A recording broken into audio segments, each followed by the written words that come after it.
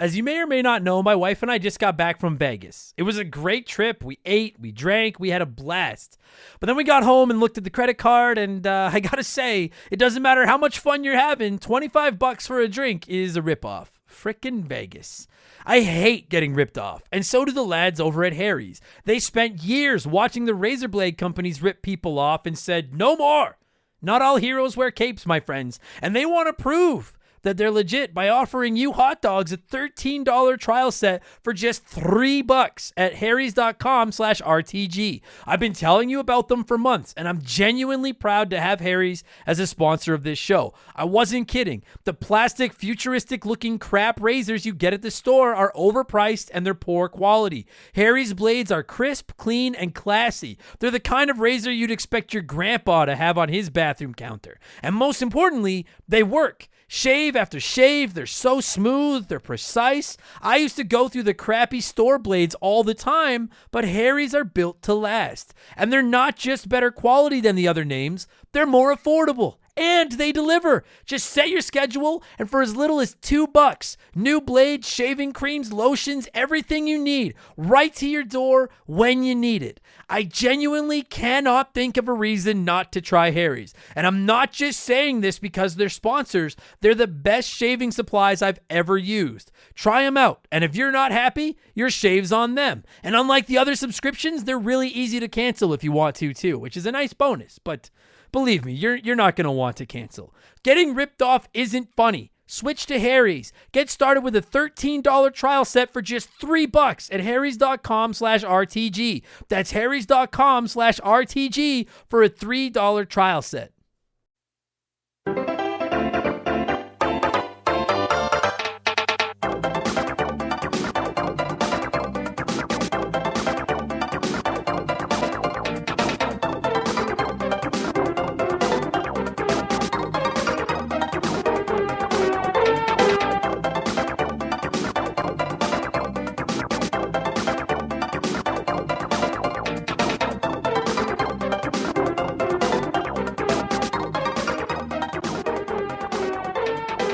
What's up, everybody? Welcome back to Remember the Game. It is my retro gaming podcast where every week a buddy of mine and I sit down and we geek out about the games we played back in the day. My name is Adam Blank. Thank you so much for listening to the show. And this week it is episode 155, and it's another edition of our Revisited series. Beginning back on episode 105, I've been dedicating an episode every few months to just taking another look at one of the games we talked about back in the infant days of the podcast. And it's not a slight on the guests from those episodes. All of those guests have basically come on and done another episode about a different game.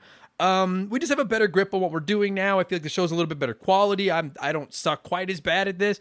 I like to think these are like if The Simpsons decided it could redo season 1. That's what we're doing. Every once in a while, we're just redoing an episode from season 1.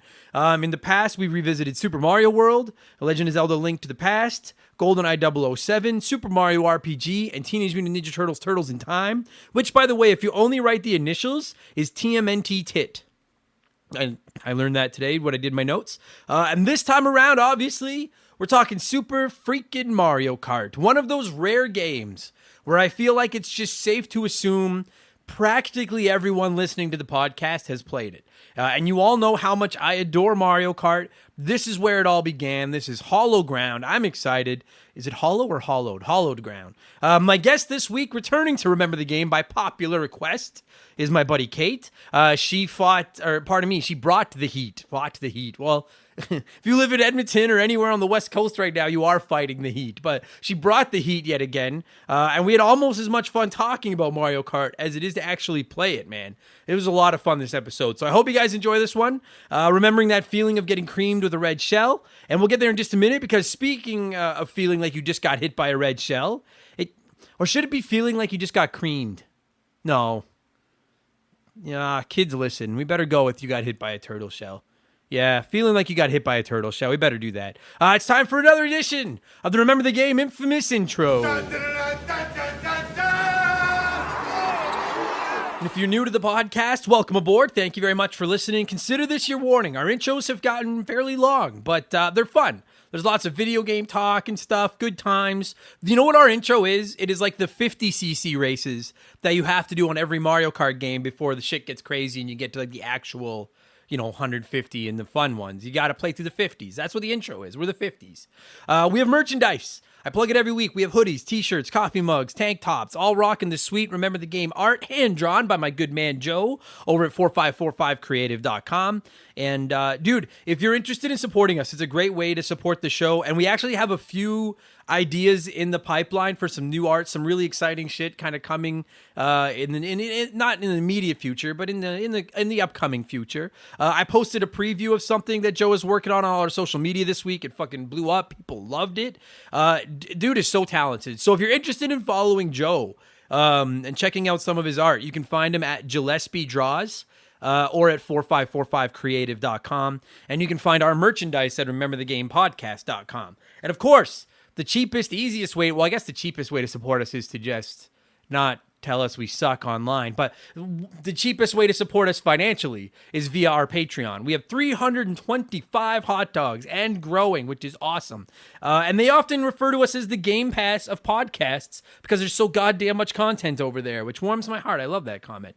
For only $2 US per month, you get a whole bunch of stuff. Plus, you get 2 additional podcasts every week. 2 every week. You get exclusive access to both my gaming news show, Game Patch, every Friday morning, and my gaming discussion show, Expansion Pass, every Sunday morning, as well as instant access to dozens and dozens, almost 100. I think there's probably about 100 bonus podcasts over there now, every old episode. And they're all downloadable right onto your phone, just like this one. Super easy, super fun, blah, blah, blah, blah, blah. This past Sunday on Expansion Pass, our Patreons actually picked the topic we were going to talk about. And it was my personal favorite episode of Expansion Pass, I think. And it was, I named my game of the year for every year from 1985 to 2020. And it was a lot of fun to do.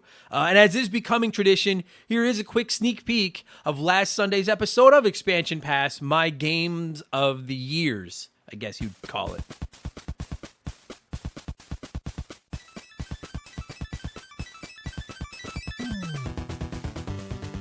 1990. Here, now again, much like 89, you can see where the NES, like that trajectory is just, now the NES is fucking on, just balls to the wall. It is flying. Listen to the list of nominees for my 1990 Game of the Year. Chip 'n Dale Rescue Rangers, Dr. Mario, DuckTales, Mega Man 3, Super Mario Brothers 3, Super C, or Super Contra.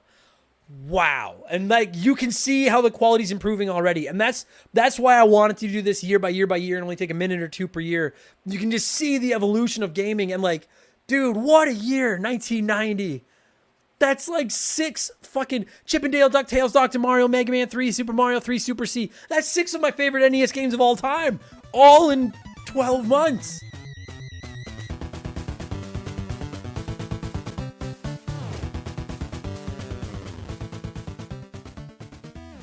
So that was last Sunday's episode. And now for this week's episode, I'm going to review Ratchet & Clank Rift Apart for the PlayStation 5. And as always with my reviews, it's going to be 100% spoiler-free. I do usually show or throw a short spoiler cast in at the end of the episode, but I warn you like 100 times, I play music before it gets there. Like, you're going to have a good minute and a half to stop the podcast before the spoilers start. So you can listen to it absolutely worry-free. I won't ruin anything for you, okay? So that's coming this Sunday. And again, $2 gets you all the old episodes, plus all the future episodes, plus access to our Discord, the chance to vote in our Patreon poll, the ability to submit comments to be read on any of our podcasts, and you get a shout-out and get to hear me mispronounce your name, just like I'm about to do to What Great Gaming, our latest Patreon supporter. So thank you very much, WGG.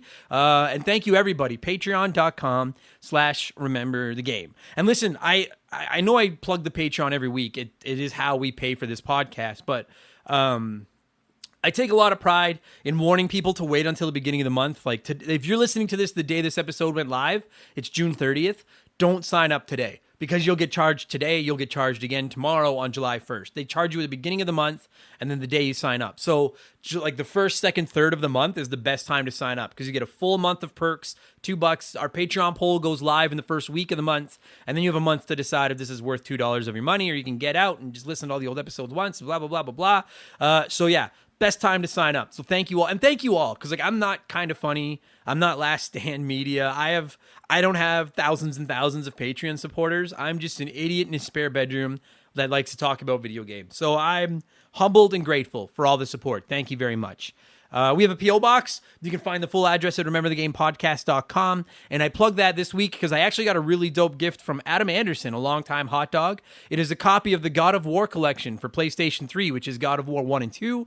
I don't review every game that I get as a gift on the podcast because then people just send me every game ever made. And I'm not saying that I don't like it when people send me games because I'm very appreciative. It's very generous of you, but I always feel bad taking it. Like it's not necessary. I appreciate it. I just always feel I'm like, dude, I don't want you guys spending your money on me like that.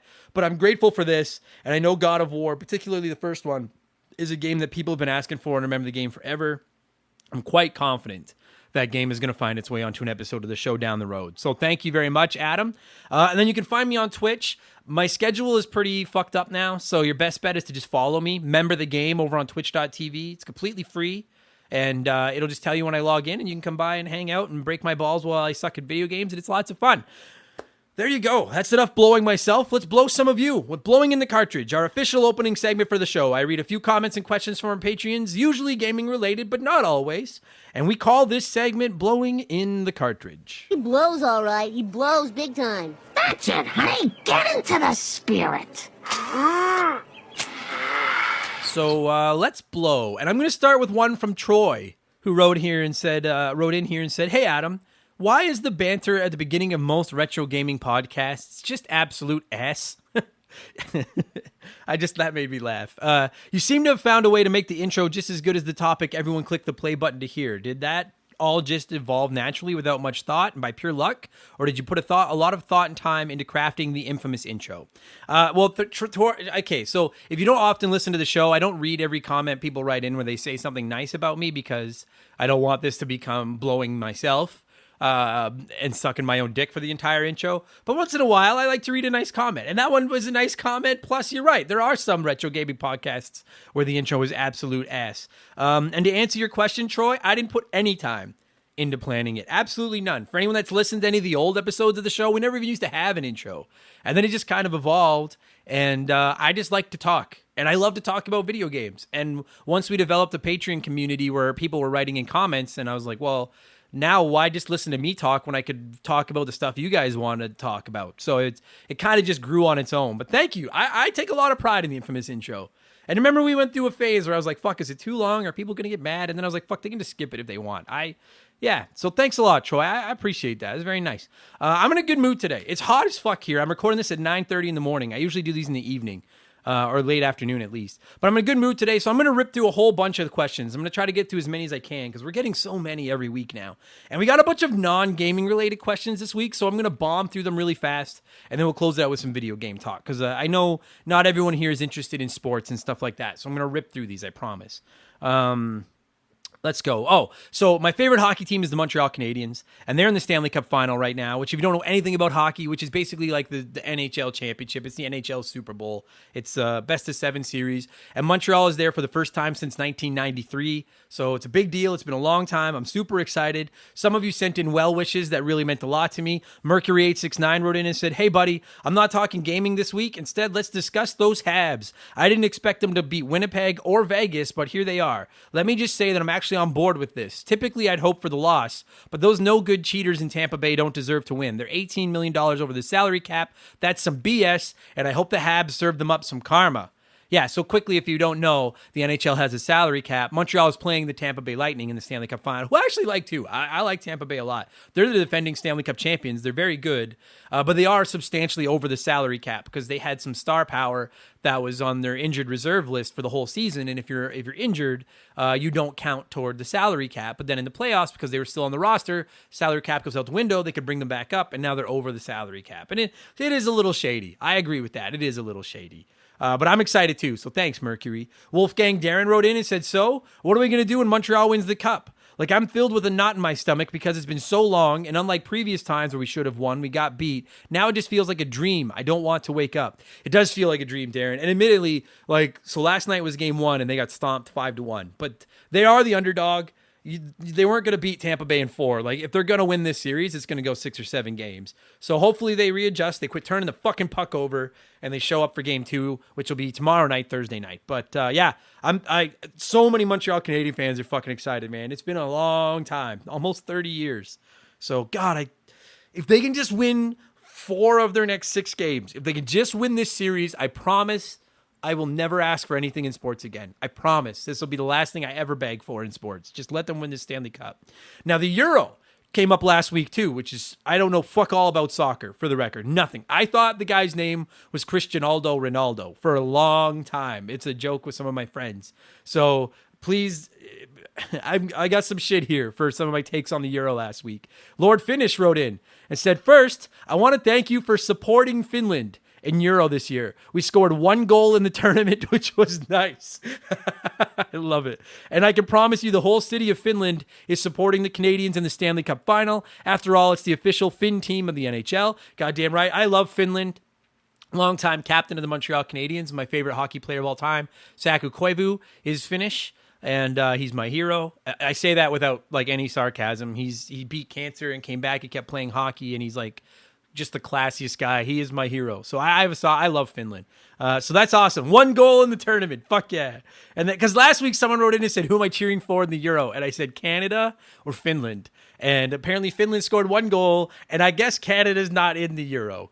Dan Taylor wrote in and said, can we have a collective facepalm for Adam asking if Canada is in the Euro in the last episode? That's almost grounds for the hot dogs to form a revolt and put your ass on triple secret probation.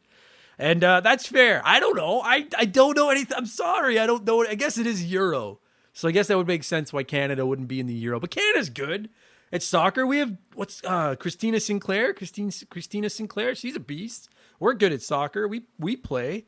And so apparently I'm on triple secret probation. And on the topic of probation, Tom Danks wrote in and said, at the risk of being put on double secret probation, I gotta ask, what is double secret probation? Tom, you don't want to fucking know. And for anyone that's newer to our show, anyone that writes in and cheats at like Play One, Remake One, Erase One, which is the next segment we have coming up, or just says something completely blasphemous, you get put on double secret probation. And I have a list, and the list is like Homer's revenge list fucking long. It is a mile.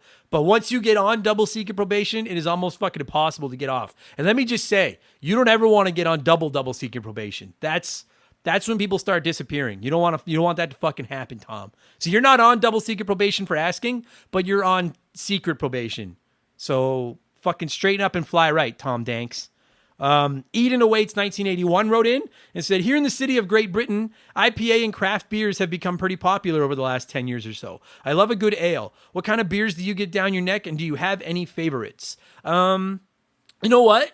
I don't know if it's been over the last 10 years or so, but yeah, IPAs and craft beers have become a pretty big deal over here too. And I actually love, like, my girlfriend has always been an IPA fan, and I wasn't for a while.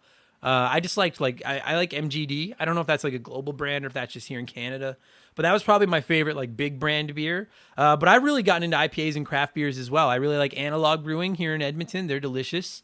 And there's another one. What's it called? I'm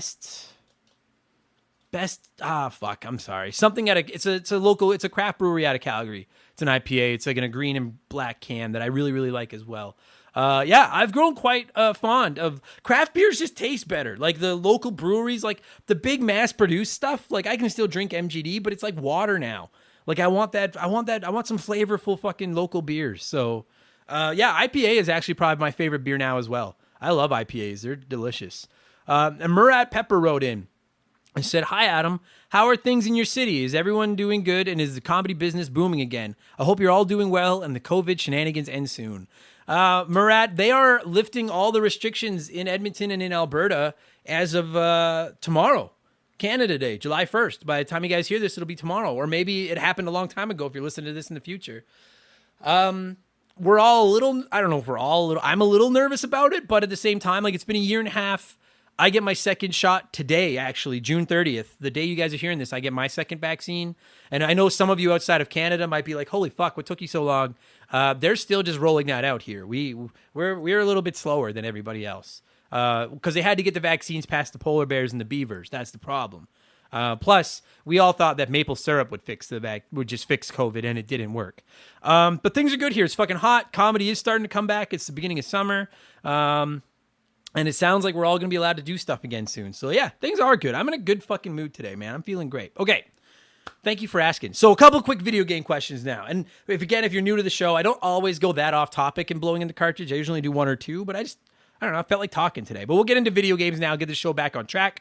Titan420 wrote in and said, like many others, I am disappointed in your ignorance of Dragon Ball, especially since one of your favorite RPGs ever is the original Dragon Quest. Akira Toriyama is the man who does all the artwork for every Dragon Quest game, who wrote the original 42 volumes of the Dragon Ball manga. Holy fuck. Anyway, when are you going to do an episode on Dragon Quest, aka Dragon Warrior, as you like to call it? Well, it is what it's called. On the NES, it's Dragon Warrior. I know it's Dragon Quest, but it was Dragon Warrior. And for the record, that is the only Dragon Quest game I have played, is the original Dragon Warrior. And before you all write in and yell at me and say, I got to play more Dragon Quest, I've talked about this. I don't play a ton of... I'm very picky with my RPGs. I don't play a ton. They look good. I have no problem with them. Oh, and I've played Dragon Quest Builders 2, which is fucking rad.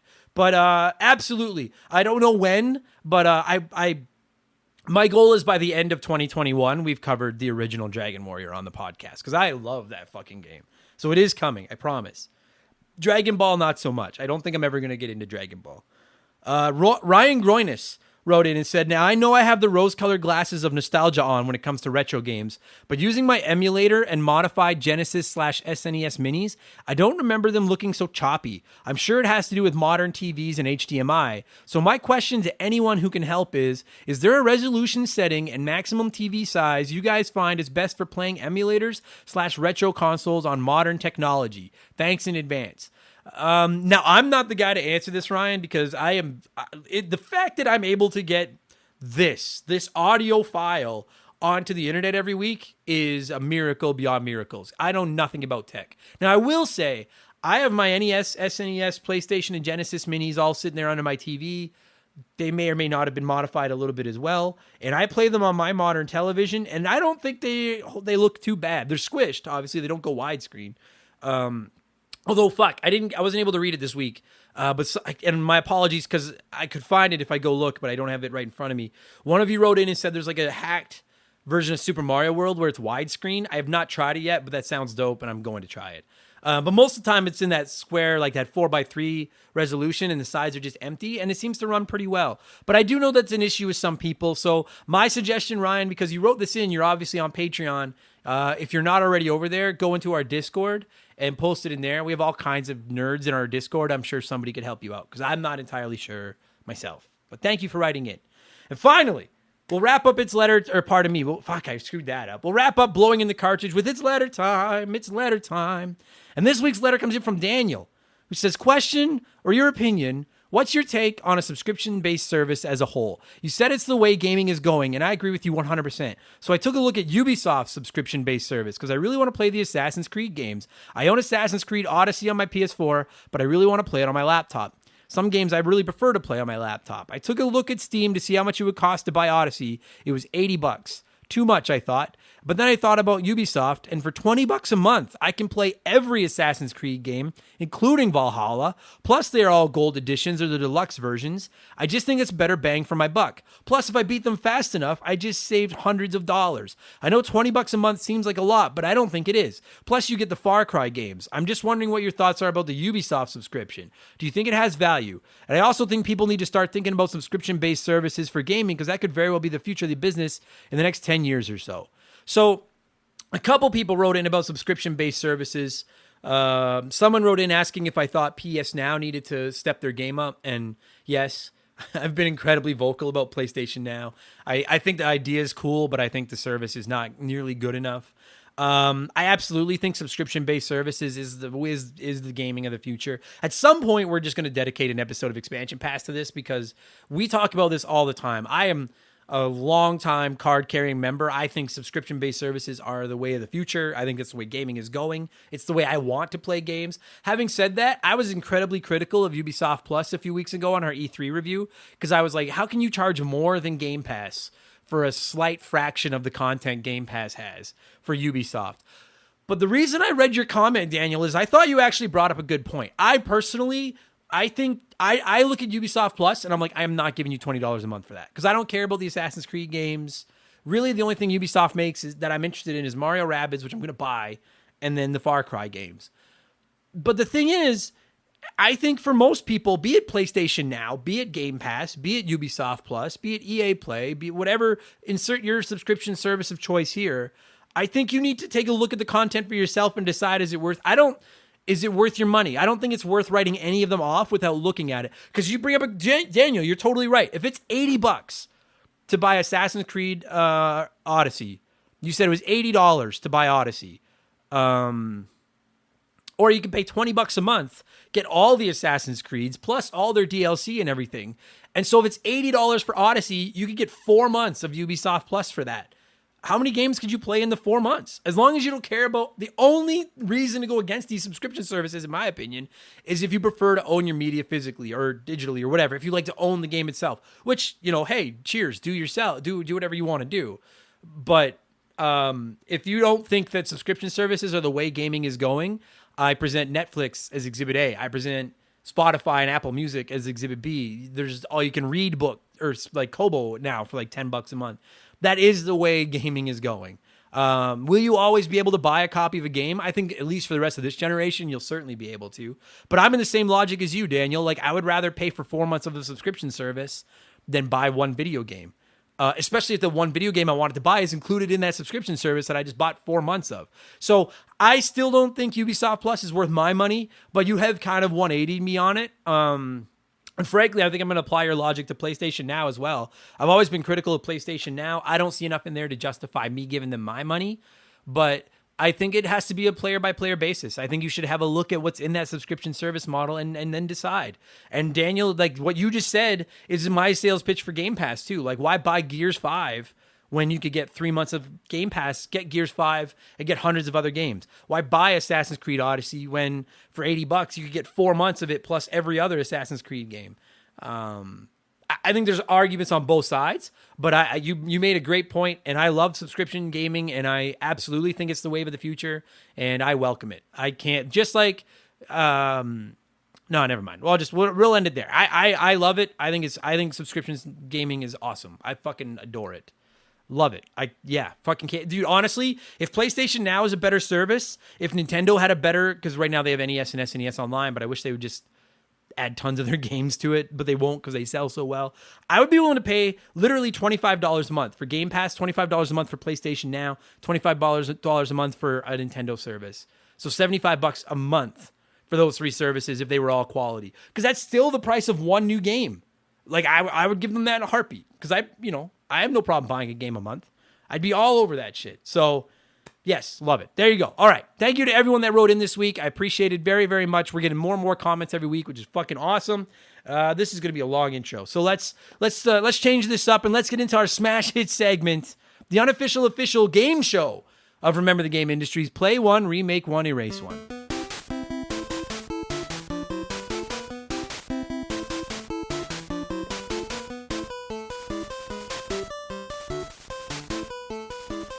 And a huge thank you to Classic Concentration from the NES for unknowingly providing us with the theme music for the show. The rules are simple. You know it. Every week, I give our listeners three retro video games. They can play one as it was released. They can remake one as a modern game. The third game is erased forever. And as always, there are no wrong answers, but there is a right one. And we'll get there in just a minute. And this time around, it's the Nintendo 64's 25th birthday. Or it was last week or whatever. It's right around now. So I figured, all right, we'll show the Nintendo 64 some love. I'm pretty critical of that thing, so we'll show it some love. And we're going with the N64 Classics edition of Play One, Remake One, Erase One this week. Our contestants are The Legend of Zelda Ocarina of Time, Super Mario 64, and Mario Kart 64. Three of the heaviest of heavy hitters for the Nintendo 64. And according to our poll, the runaway answer this week, 40% of the vote, Play Mario, Remake Zelda, Erase Mario Kart. And I'm not going to lie, this one was tough for me as well. I know this one was hard on everybody. I think very reluctantly, I agree with that. With Play Mario, Remake Zelda, Erase Mario Kart. I think I got to, that hurts. Because I love Mario Kart, but I think I got to agree. But we'll see if someone can change my mind. I'll read a few of your answers. We got 50 comments this week. Thank you. If you don't get read on the show, please understand I can't read 50 fucking answers. But oh my God, it's so crazy. Thank you. And if I see a name that doesn't pop up often, I usually try to squeeze you in. But there were so many this week that I'm sure some of you got missed. I did my best, all right? So here's a few of the answers that are not the right answer this week. Jared wrote in and said, it hurts, but I were to race Mario 64. As a 3D platformer, it's my least favorite from that era, as Crash Bandicoot was better. We'll get there in a second.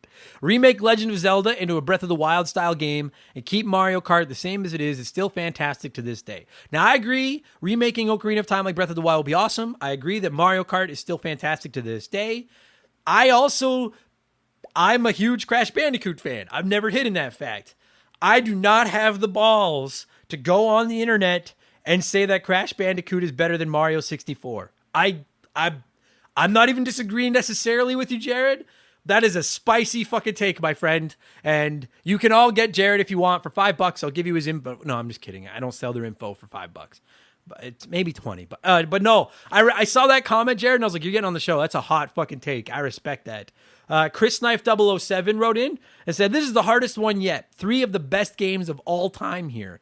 I hate saying this, but play Zelda because I don't want it to change. Remake Mario 64 as that camera could easily be improved. And erase Mario Kart since there are already arguably several better versions. This is not the order that I would go with, but you're not wrong. The camera in Mario 64 could use some work, and there are better versions of Mario Kart. That's the thing is, I don't feel like there's a wrong answer this week. It just comes down to basically which of these 3 games can you live without. That's basically what it comes down to. And you're right, Chris Knife, which is why I agree. I would also race Mario Kart reluctantly because there are so many other versions of Mario Kart. Plucky Beast wrote in and said, play Mario Kart as it plays great and it led to Double Dash on the GameCube, which is epic. I agree. Remake Mario to fix the camera and controls to bring it in line with modern 3D Mario games. Sadly, erase Zelda. 3D Zelda games just don't capture the same gameplay as the 2D overhead style, though respect to those with the opposite opinion. I agree with that, Plucky. And I long and hard thought about erasing Ocarina of Time because I don't love 3D Zelda by and large either. I much prefer the 2D overhead Zelda. But I just I have to read the replies, and I don't want to deal with the backlash if I come on here and erase Ocarina of Time. But I absolutely agree with you. I prefer 2D overhead Zelda as well, by and large, myself. A couple more here. Jerry Robinson wrote in and said, you asshole. But I love your work, so as a fellow hot dog and 420 consultant, I'll go with this. Play Mario Kart 64 as is clearly one of, if not the best Mario Kart game in history. I'll take that to my grave, especially since I always played as Luigi, and hearing Toad's Yahoo pissed me off. It was so annoying. I love Toad's Yahoo. I would love to see Mario 64 remake with the graphics they did for Mario Odyssey and Galaxy. It would make anyone who loved those games get a hard-on or wet. Fuck, wow, Jesus. And then erase Zelda. I like Zelda, but not versus 2 of Nintendo 64's best. That's a fair point, too. Is Ocarina of Time is my least favorite of these 3 games. So I could absolutely live with erasing it just on that. One of them has to go. I can get on board with that as well. What great gaming wrote in and said, play Zelda. It's the best of the 3. It already had a minor remake on the 3DS. So we just had someone say that Zelda's the worst of the 3. And now What Great Gaming is it's the best of the 3. See, this is why, to me, the best play one, remake one, erase ones are the ones where I come up with 3 games where it's so controversial, it's so tight like this. I love that. So What Great Gaming, play Zelda. It's the best of the 3. Remake Mario 64. Still a great game, but after replaying it on Mario All-Stars, the camera has shown its age. Just a remake with better fidelity and camera controls would make it amazing. And then erase Mario Kart 64. So many other Mario Karts, and Mario Kart 8 Deluxe is the shit. That's the thing. I kind of I kind of agree with you, WGG. Mario Kart 8 really does kind of make the other Mario Karts a little bit disposable. And I love Mario Kart. I don't want to erase it, but you're kind of right. Stupid Monkey wrote in and said, play Mario Kart. Sure, there are newer and objectively better ones, but this one will always be a classic that holds up. Remake Ocarina of Time. The game is still great, but hasn't aged that well. But with some solid cleanup and polish, it could be great once again. And then erase Mario 64. Sure, it's a Pathfinder, but between frustrating controls, bad cameras, and the fact that we have the far, far superior Mario Odyssey, it could be flushed down the pipe and never seen again. And I think that's something that can be said for all these too. Like, you could argue that all three of these are great. You could argue that all three of these could use a remake. Well, maybe not Mario Kart. And you could argue that all three of these, we have better iterations. I think Breath of the Wild is better than Ocarina of Time. Mario Odyssey is better than Mario 64, and Mario Kart Deluxe is better than Super Mario or Mario Kart 64.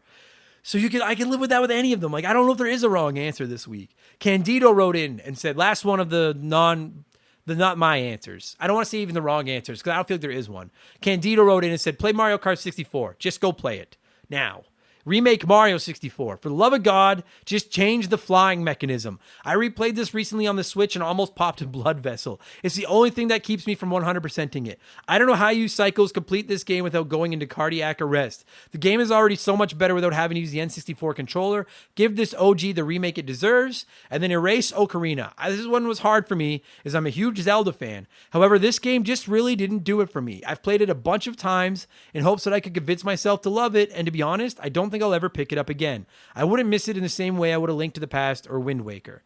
First of all, I also like Wind Waker and Link to the Past better. But yeah, you know what? Because I never liked, I mean, listen, we've covered my history with Mario 64 substantially. I never liked it back in the day. Playing it on the 3D All-Stars pack, I liked it substantially better. I didn't think the camera was as bad with dual analog sticks to work with, but the flying fucking sucks. 12 out of 10. I agree. Just fix the flying. But I wouldn't go with any of those. I would go with Play Mario, Remake Zelda, and reluctantly erase Mario Kart, which was the majority vote this week. A couple of you wrote in with the same logic. Ben Bulliu wrote in and said, Play Mario 64 because it's one of the greatest 3D platformers of all time and it still holds up today. Remake Zelda because it could use updated graphics and I believe Nintendo could really flesh this game out. And even though I think Mario Kart 64 is the funnest Mario Kart, it isn't the best one and I get bored of kart racers quickly, erase it. And Sean Byron wrote in and said, after the beaut of a remake that was Link's Awakening, I just want more Zelda remakes. I would erase Mario Kart 64 as long as we get to keep Double Dash, as it is objectively the pinnacle of kart games. Mario 64 is one of the first games I ever played on Nintendo, so I'd keep it as it is. God, I love that so many of you love Double Dash. God, I love that game. And Tunable Power said I would play Mario because I love that game, so many memories. Remake Zelda because that game brought up to today's graphics would be phenomenal. And goodbye Mario Kart 64. I will just play Mario Kart 8. And that, fuck, I hate erasing Mario Kart 64, but Mario Kart 8 just makes it so, it's so much better. It is. So that, yeah, I agree with all your orders. I personally would play Mario 64. We reconciled our differences when I played it on Mario 3D All-Stars with the Pro Controller and realized what it was like to play with an actual controller. I do think remaking it would be rad and fixing the goddamn flying controls would be so much better. I think I'd rather use my remake on Zelda. I think and there's something about the blockiness in Mario 64 that is almost part of its charm, you know? So I would remake The Legend of Zelda Ocarina of Time because I think it's one of the coolest games in the Zelda series, but I fucking hate playing it. The 3DS version is better, but I don't love either version. I think the controls kind of suck. I don't love it. I would love to see it just brand new, just Breath of the Wild version, absolutely. The old school version would still exist for you traditionalists, and then people that hate the way it controls will be able to play it like me with a new version. And then I'd erase Mario Kart 64. I love this game so much, but like a bunch of you said, it's just been done infinitely better. The series would still exist without Mario Kart 64. It probably leaves the smallest hole in its franchise's library if you erase it compared to Ocarina of Time and Mario Kart 64. So, God, it's like I'm crying as I put the bullet in its head. Like, I don't want to do this, but fuck me and my own fucking rules for this stupid show. Good stuff. Thank you to everyone that played this week. Let's get into what I've been playing over the last 7 days, and then we'll talk some Super Mario Kart. I actually been playing quite a bit the last 7 days. I've been home. It's been kind of warm here, so I haven't been taking Molly for as many walks because fucking take care of your dogs when it's this hot. Don't be stupid. So I finished Ratchet and Clank Rift Apart 100%. When I say 100%ed it, I didn't platinum it. I 100%ed the campaign and found like all the info bots and got all the guns and stuff like that. I did not platinum it though. It was pretty good. I'm going to review it on Expansion Pass this Sunday. It's a pretty good game. I also finished the Yuffie DLC for Final Fantasy VII Remake. I'm not going to review that on the show. I thought about it, but like I basically did everything in that, or pretty close, and it only took me about 8 hours. There's really just not a lot there to review on an episode of Expansion Pass. If you're asking me would I recommend you buy it, I would say wait for it to go on sale unless you're like a die-hard fan. Final Fantasy VII Remake was my game of the year last year. I fucking love that game. And the Yuffie DLC is really good. Yuffie is cool. It's a little bit annoying, but she's a teenage girl. She's supposed to be kind of annoying. The combat is dope. She handles great. Like fucking great. There's an awesome little mini game in the DLC pack based on the Fort Condor segment from the original game, if you ever played that, which is actually pretty fun. There's just not a lot there. It's a lot of combat. Like the last third of the game is basically just fight. Like you don't really even walk that much. You're basically just on a conveyor belt fighting enemies. I would give it probably about a 7 out of 10. So I would say if you're, if you've got the extra cash and you're a huge fan of Remake, pick it up.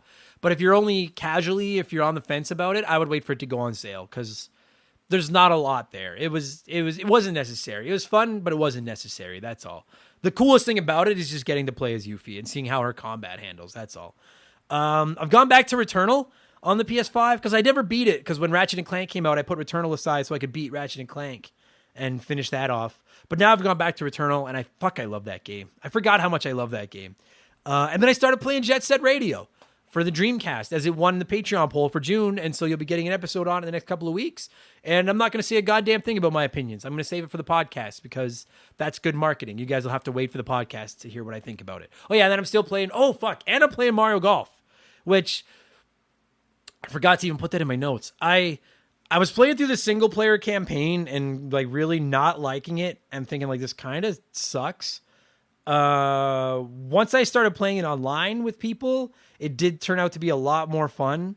I'm not quite sure. We are going to review it on the podcast in a few weeks on Expansion Pass. I'm not quite sure what I think of it yet. There's some stuff about it I like. There's some stuff about it I hate. I'm just going to say jury's out right now. I need to spend some more time with it. That's all. So as of now, I own Toadstool Tour, which is the Mario Golf for the GameCube. And I prefer that to this one so far. Outside of the fact that I can't play it online, obviously. But overall, I think I prefer the old one so far. But we'll give it more time. We'll see. All right? That's what I've been playing. Lots of stuff. Let's get into Mario Kart. That's why you're here. It's time for the main event, Super Mario Kart. As you know, I like to give some of you nerds a chance to share your thoughts and opinions on games before my guest and I hijack the conversation and talk about it. And we got a lot of write-ins this week, so we're going to bomb through a bunch of these. Joel LeBlanc wrote in and said, I remember the time trading my Sega Genesis with a friend for the weekend and for her Super Nintendo, and the game she had was Super Mario Kart. Mario had his racing game, but Sonic didn't. That was the big deal. To play this game today is a little bit more difficult. The physics are very different than the new era, but I'm still not that bad at it. And you know what, Joel? We get into that a little bit on the show. I know there's like Sonic Team Racing, but I was floored that Sonic didn't get racing back then. Like to compete with Mario Kart. I agree with you. We'll get into that in a few minutes. That always blew me away that wasn't a bigger thing. He's supposed to be the fast guy. How is he not the racing guy? Anyway, Tunable Power said, my memories of this game are me and my brothers fighting with each other constantly and just trash talking each other. Of course, if you didn't come to blows over battle mode at least once, did you even what the fuck did you do as a kid? I agree with it. Yeah, of course.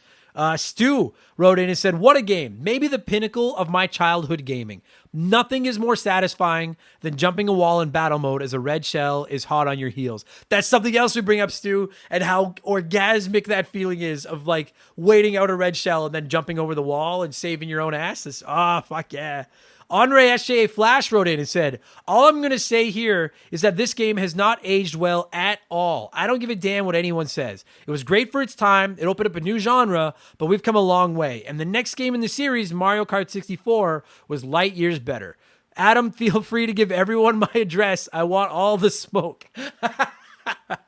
I love you, Flash. I will say I agree that Mario Kart 64 is better, substantially better. I'm also going to say, as you're about to hear in the show, I'll disagree. I still think Mario Kart plays today, but it takes a little bit of time. I play Super Mario Kart probably once a year. Like, I've played it through on my Switch a couple of times since I got it. I'm not talking out of my ass. I play it regularly. It takes some time, but once the muscle memory comes back, then you're okay. I agree that, like, if you've never played it and you don't have that muscle memory somewhere locked in your brain, you might be fucked. But if you do have it, give it a little bit of time and it will click again. At least it did for me. So I'll disagree with you there, but absolutely, Mario Kart 64 leaps and bounds. Like, I think Mario Kart 64 is a better game than Mario 64 or Ocarina of Time myself. I think it's the best game of the three, personally speaking. A couple more. Captain N's Mega Man wrote in and said, this game shouldn't have been as fun as it was, but everything about it just meshed so well to create the best kart racing game of all time. I would say it created the best kart racing series. I don't know if I would say it's the best, but I do agree with you. It should not have been nearly as fun as it was. It shouldn't have worked. It should have been such a stupid game. And instead, it became one of the most influential games of all time. It's incredible. And then finally, Sean Radford wrote in and said, I absolutely love this game so damn much. This version of Rainbow Road will forever haunt me, though. Fucking right, Sean. I don't care what anyone says. This is still maybe the toughest Rainbow Road. And we'll get into all that right now. I am going to queue up some iconic... Well, you know what? Maybe I'll queue up the Rainbow Road music. There it is. And when the music stops, my buddy Kate and I are going to talk about Super fucking Mario Kart, which originally released in North America on the Super Nintendo on September 1st, 1992, and it changed the business forever. Enjoy the episode, everybody. Let's go.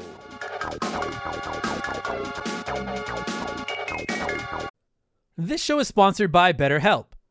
Everyone that listens to this podcast knows about our illustrious CEO, my dog Molly. But the other silent partner behind the scenes is my wife. And let me tell you, my friends, a 17-year relationship with another person that has to talk to and live with you is a lot harder to maintain than one with a dog. We've had our ups and downs, and as you all know, a relationship isn't all sunshine and rainbows. They can be a lot of work.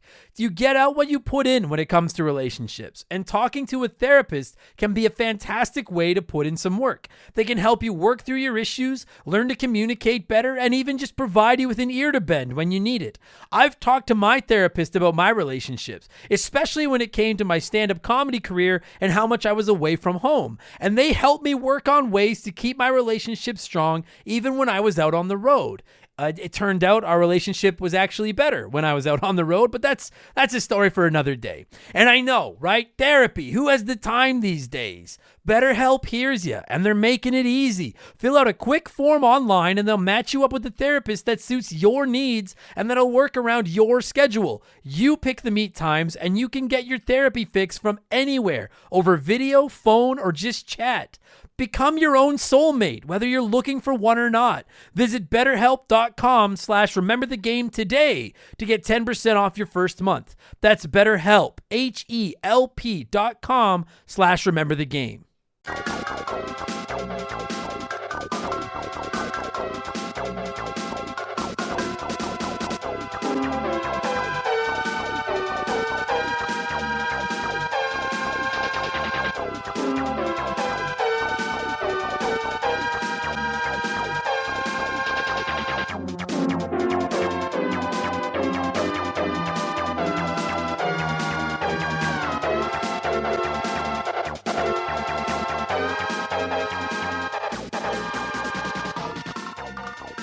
Okay, joining me via the blank phone this week for one of our, I don't know if it's famous or infamous. I can't decide the word. One of our revisited episodes. It could be famous or infamous. You can decide amongst yourselves.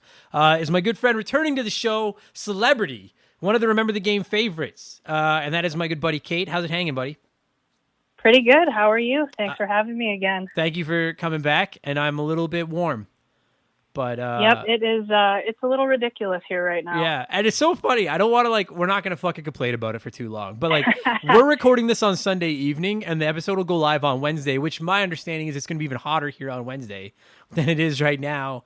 And I know, I did a podcast with some folks down in Orlando today online. I was on their podcast, and they were like, yo, it's this hot all the time here. And I was like, you're all freaks. For all of you that are like, oh my God, how's Edmonton complaining that it's 30 degrees? I'm like, we don't do fucking heat here, okay? We do cold and then not cold. We don't do heat. Yeah, the problem is that half the people who live here, probably more than half, honestly, don't have air conditioning. So people are just passed out on their couch right now trying to breathe. Yeah. And that's the other thing is I've had people be like, how do you guys not have air conditioning? But I'm like, dude, we literally have like 2 months out of the year where you even consider turning it on. That's why we don't have air conditioning. We're Eskimos up here. And during those months, it's raining half the time. So really, you just open your window and you're good. Yeah. So fuck off, all you haters. That's basically the point. Thank you for listening. We'll talk to you guys. No. So we're revisiting, and I just want to state, as I'm sure I've said in the intro, as I'll keep saying on these revisited episodes, we're not doing revisited episodes because I think the original episodes suck or anything like that. These aren't slights at the original guests. The show has just come a long way, and I want to give some of the classic games we covered in its infant days its due. We've already done Super Mario World, Mario RPG, Turtles in Time, GoldenEye, and Link to the Past, I think? Question mark? Anyway, this week we're talking motherfucking Super Mario Kart for the Super Nintendo. And I actually only decided we were going to cover this game a few days ago. And then I sent a text to Kate and was like, yo, do you want to come on? Knowing goddamn well that because Kate has a little bit of taste in class, she'll have grown up playing Super Mario Kart just like everybody else. I didn't even have to ask you if you were ready to talk Mario Kart because I was like, who can't talk? This is like, Kate, am I like, this feels like just one of those rare games that like everybody has played Super Mario Kart. Everybody. For sure. It's like a grown-up classic. For sure, everyone our age has played it. Yeah. And you've gotten a chance. It's been remade at least twice, or like ported out like on the Wii and stuff. So younger kids have played it for sure. Younger generations, I guess. Everyone's old now, aren't they? Everyone's old now. But yeah, it's the quintessential. I mean, you know that I had a Sega growing up and didn't get a Super Nintendo till a little bit later. Yeah. But either way, one of your friends had this game. Yeah, it's wild because like I don't think you can say that about like Zelda, and I'm not shitting on Zelda, but I don't think you can say like everybody played Zelda because I don't think everybody did. I feel like and with Zelda too, it's not you're always playing by yourself, and people getting together and like as friends in the upstairs games room or the basement or whatever. You're probably not going to sit around and really play Zelda because only one of you can play. Right. That's a good point. You're right. Whereas like this Mario, like these are the quintessentials. Yeah. And Mario Kart, dude, I like everyone listening to this show knows that I have like the hardest of hard-ons for Mario Kart. I've loved this franchise. I play them all. I adore all of them except maybe Mario Kart Wii, but we won't get into that today. This one, like obviously this is the one that started it all. And I to this day think like I've played this game, dude. Like you said, Kate, it's on your Super Nintendo, it's on the 3DS, it's on the Wii, it's on the Wii U, it's on your Switch for the SNES Online, it's on the SNES Classic. Like this game is fucking everywhere, and every single time I get a chance to sit down and replay this game, I do it. And it's funny because as a kid, it took me fucking months to 100% this game and get all the gold trophies and everything. And now, like, for sure, within about a day, I'm like, all right, this is done. I don't know, because I don't feel like I've gotten better at video games, but I don't find this one as difficult. And I think a big part of that, and I, like, it's hard to shit on this game for it, but, like, I don't know if you've played this recently. I don't think it's aged poorly, but it's fucking slow. Like, it is slow, and I'm not going to lie, it's hard to look at. Yeah. Like, I thought my eyes were going to fall out of my head replaying this the other day. Yeah, and it's funny because, like, I don't think it looks bad. I've always loved the sprites in this game. I think they look so cool. But you're right. Like, that, it's that fucking, the way that the background, I don't know what it's called. I don't know enough about technology. It's the same kind of thing that F-Zero uses, where the background is always spinning around and shit. Yeah, exactly. And, yeah, you're right. There's a few courses, like Rainbow Road, fucking... Oh, God. Like, well, I think there's multiple Rainbow Roads in this one, but maybe I'm wrong. Maybe there's just one. Could have sworn there was. Anyway, but Rainbow Road fucks with you in this, like, hard. For Anything where there's a lot of flashing colors. I agree with you. It's weird. Especially, it's kind of an epileptic game. Yeah, especially on the TV. Like, if you play it on your Switch or on your 3DS, like, small, it's not too bad, but when you blow it up on a giant, 50, 60-inch fucking bright, colorful television, it's... Some of the courses, like the Donut Plains and the Koopa Beach, and it's like the more monotone color ones aren't too bad. But yeah, you get into like Bowser's Castle and then especially Rainbow Road, and they fuck with you. For sure. But now I'll ask you then, because you said you replayed it the other, like, how, and I welcome any opinion. How do you feel like it holds today, like handles today? Like, did you find the mechanics they're still good, or did you find it kind of not good.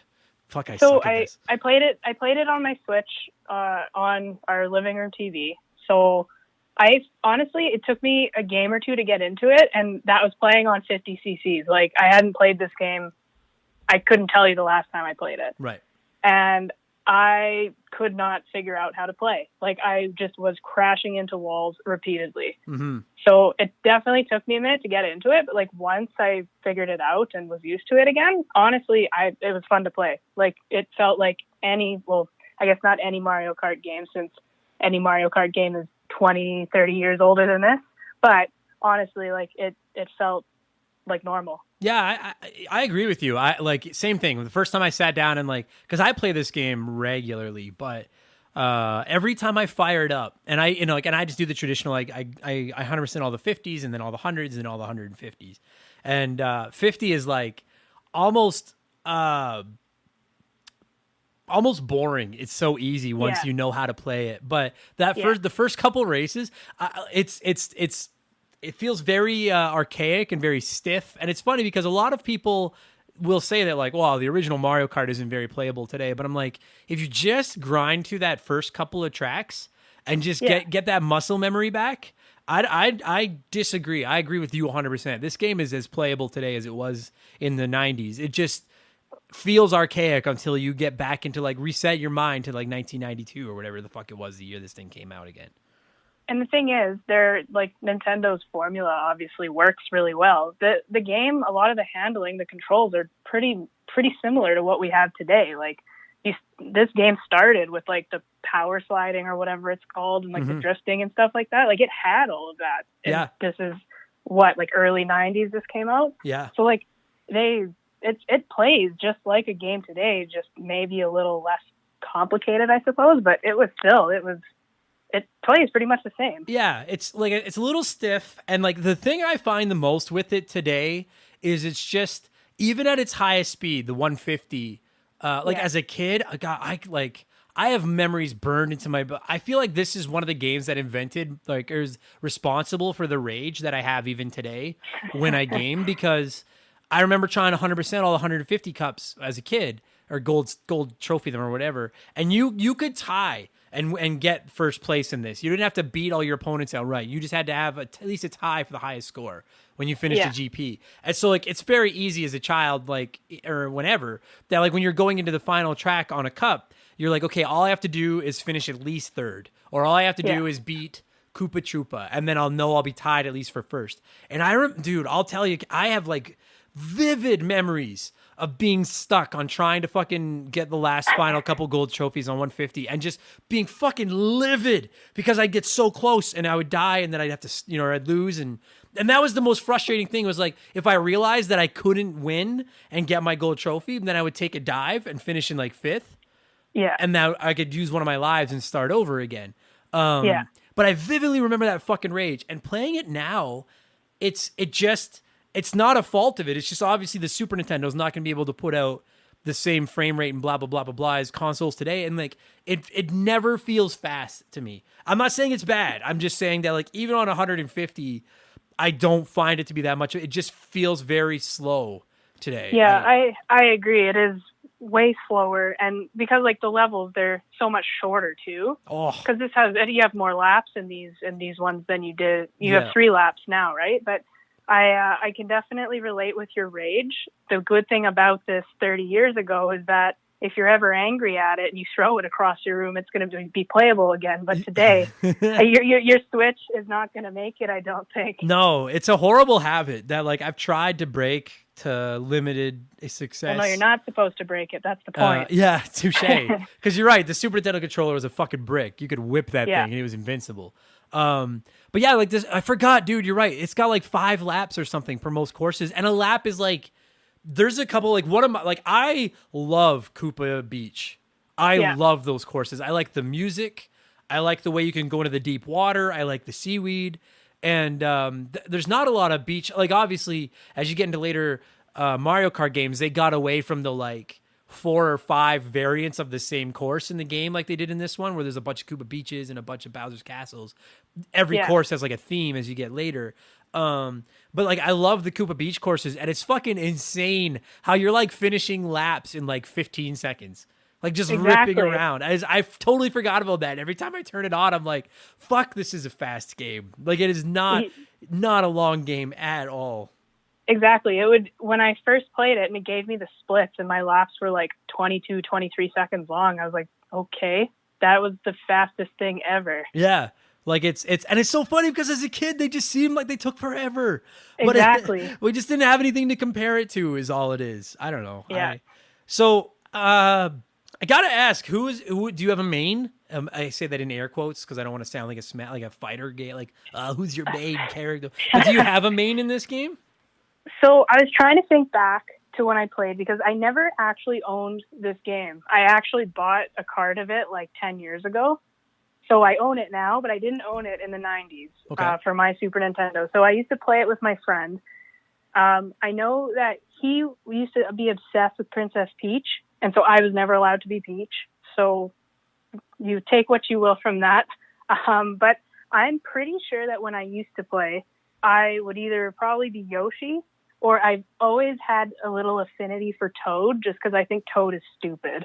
And so that's who I was playing with this past week is Stupid Toad. Why do you think Toad is stupid? I don't know. I've always just thought Toad is just a dumb character. And like, not to say I don't like Toad because I like Toad in every Mario game, but just, I think maybe because I've been playing Mario World 3D with Kellyanne, and I've been playing Toad, and Toad just makes such stupid noises. Yes, he does. And so I think it's just Stupid Toad. Like if I look on the screen, it probably says Stupid Toad because it's been ingrained into my brain as Stupid Toad. It's funny you say that because like I almost like Super Mario Brothers 2 on the NES, Mario 3D World, Mario Kart 64, a lot of games where I can pick Toad, I also play as Toad. And I don't know what it is about him. I like his giant head. I just think it looks so goofy. Yeah, like when you're playing Mario, like when you're playing Super Mario Kart, like when you're behind, literally, like to me, the only characters that look really cool from the back in this game are Toad and Bowser, because Bowser's got his big spiky shell, and Toad just has that giant fucking glowing head. And it's funny because at this point we didn't know, dude. Oh my god, I do remember this. Do you remember watching the Super Mario Brothers Super Show? And Toad had like a pretty gruff voice. Yep. And like now we all know Toad is like, wahoo, like that fucking, that stupid high pitched cracky voice that he has. But like, I remember playing this and thinking he had the voice from like the cartoon, the like, you know, that more gruff voice. It's funny you say Yoshi and Toad because those are my two go-tos in this game as well. As much as I fucking Yoshi. Because if you never played it, well, I can't imagine everyone's played it, but if you didn't know, like Mario and Luigi are a class. Peach and Toadstool are pardon me, Peach and Yoshi are, I guess she's still Princess Toadstool in this game, but Toadstool and Yoshi are a class, Koopa Troopa and Toad are a class, and then Donkey Kong and Bowser. And Mario and Luigi are boring. Princess and Yoshi have like really badass acceleration, which I fucking love. Toad and Koopa Troopa don't slow down much when they go off the tracks. And then I'll tell you, man, like if you've never tried it, if you can get good with Bowser or Donkey Kong Jr., because they slow down so much when they go off the track or get hit by an item, if you can get good with them and get them up to top speed and get moving, they're unbeatable. Like they're almost game-breakingly fast. It's just so difficult to keep them at that high speed. I think I would be lying if I ever said that I had played with Bowser or Donkey Kong, because I'm sure I hadn't. Well, they drag so much. Like when you hit the like everyone else, you can be in first with them, and like you know because wherever you finish the previous race is where you started the pole on the next race. Yeah, and you can start out like in number 1 with Bowser or DK, and like at 0 and everyone blows by you unless you hit like it's everyone. Like they just drag so much ass, but once they get moving, dude, they fucking fly. And I will say. The point I'm trying to make here is that, like, I actually think it's quite incredible that a game as old as this, they found a way to make those 4 distinct classes handle so differently from each other. With the, like, facts are facts. They only had a limited amount of options for what they could do with how these guys handled. You know, it's not like today where you could play with the frame rates and blah, blah, blah, blah, blah so much. They can only do so much. And each of the 4 classes handle completely different from each other, which I think is awesome because it gives you a little bit of replay value. Yeah, which I'm not going to lie too, when it comes to that and playing as a kid in the 90s, I would say that the only thing I probably would have realized back then is that I thought Bowser and Donkey Kong were slow. And I knew that Princess must have been fast since my friend wouldn't let me be Princess. But other than that, as a kid, I don't know if I would have actually noticed that they were different. I just would have assumed that I either sucked with one character just because I didn't like the character, or I just didn't use Mario and Luigi because no one uses Mario and Luigi. But yeah, I don't think I would have actually realized that as a kid. Well, I remember being in the instruction manual, and I was one of those kids that like took the instruction manuals into the bathroom, and like I would just like I would read and like took them to school, took them into the bathroom, read them in bed, took them on road trips. Like instead of packing books, I just throw all my instruction manuals in the fucking. God, this is why I had no friends. What a fucking loser. But no, I remember explaining it because yeah. Otherwise, I agree with you. Like to me, the only thing you'd really notice, I think, is if you ever did play as Donkey Kong or Bowser, you'd be like, holy Christ, they accelerate slow because they fucking take forever. And in battle mode, which we'll get to in a second, because battle mode in this game is fucking legendary. In battle mode, those two are useless because once you get hit, it's just blah, blah, blah, blah, blah, blah, blah, to get going again. Yeah, it's fucking brutal. It's impossible. One of the things I actually hate about this game, I don't say I hate, but one of the things I don't love about this game, do you remember that each character had like a special weapon, and that was like the only item they used? Yeah, like the computer characters. Yeah, yeah. I hated that because I like that. I like it how it is today, where they all get like the same items you get, and you never know what they're gonna throw. And I've never understood why they made that decision. Like, because the only cool item that anyone has is the poisonous mushrooms. Yeah. That you would. I don't know about you. Like, you tell me you hit them on purpose once in a while. Oh, for sure. Yeah. I don't know why I don't know why. Like, it sucked so hard to be small, and then people would run over you, or you'd go slow. But it was just so. There was something about hitting those mushrooms. I used to go out of my way to run over every mushroom I could. And I don't know, freak. I'm a freak.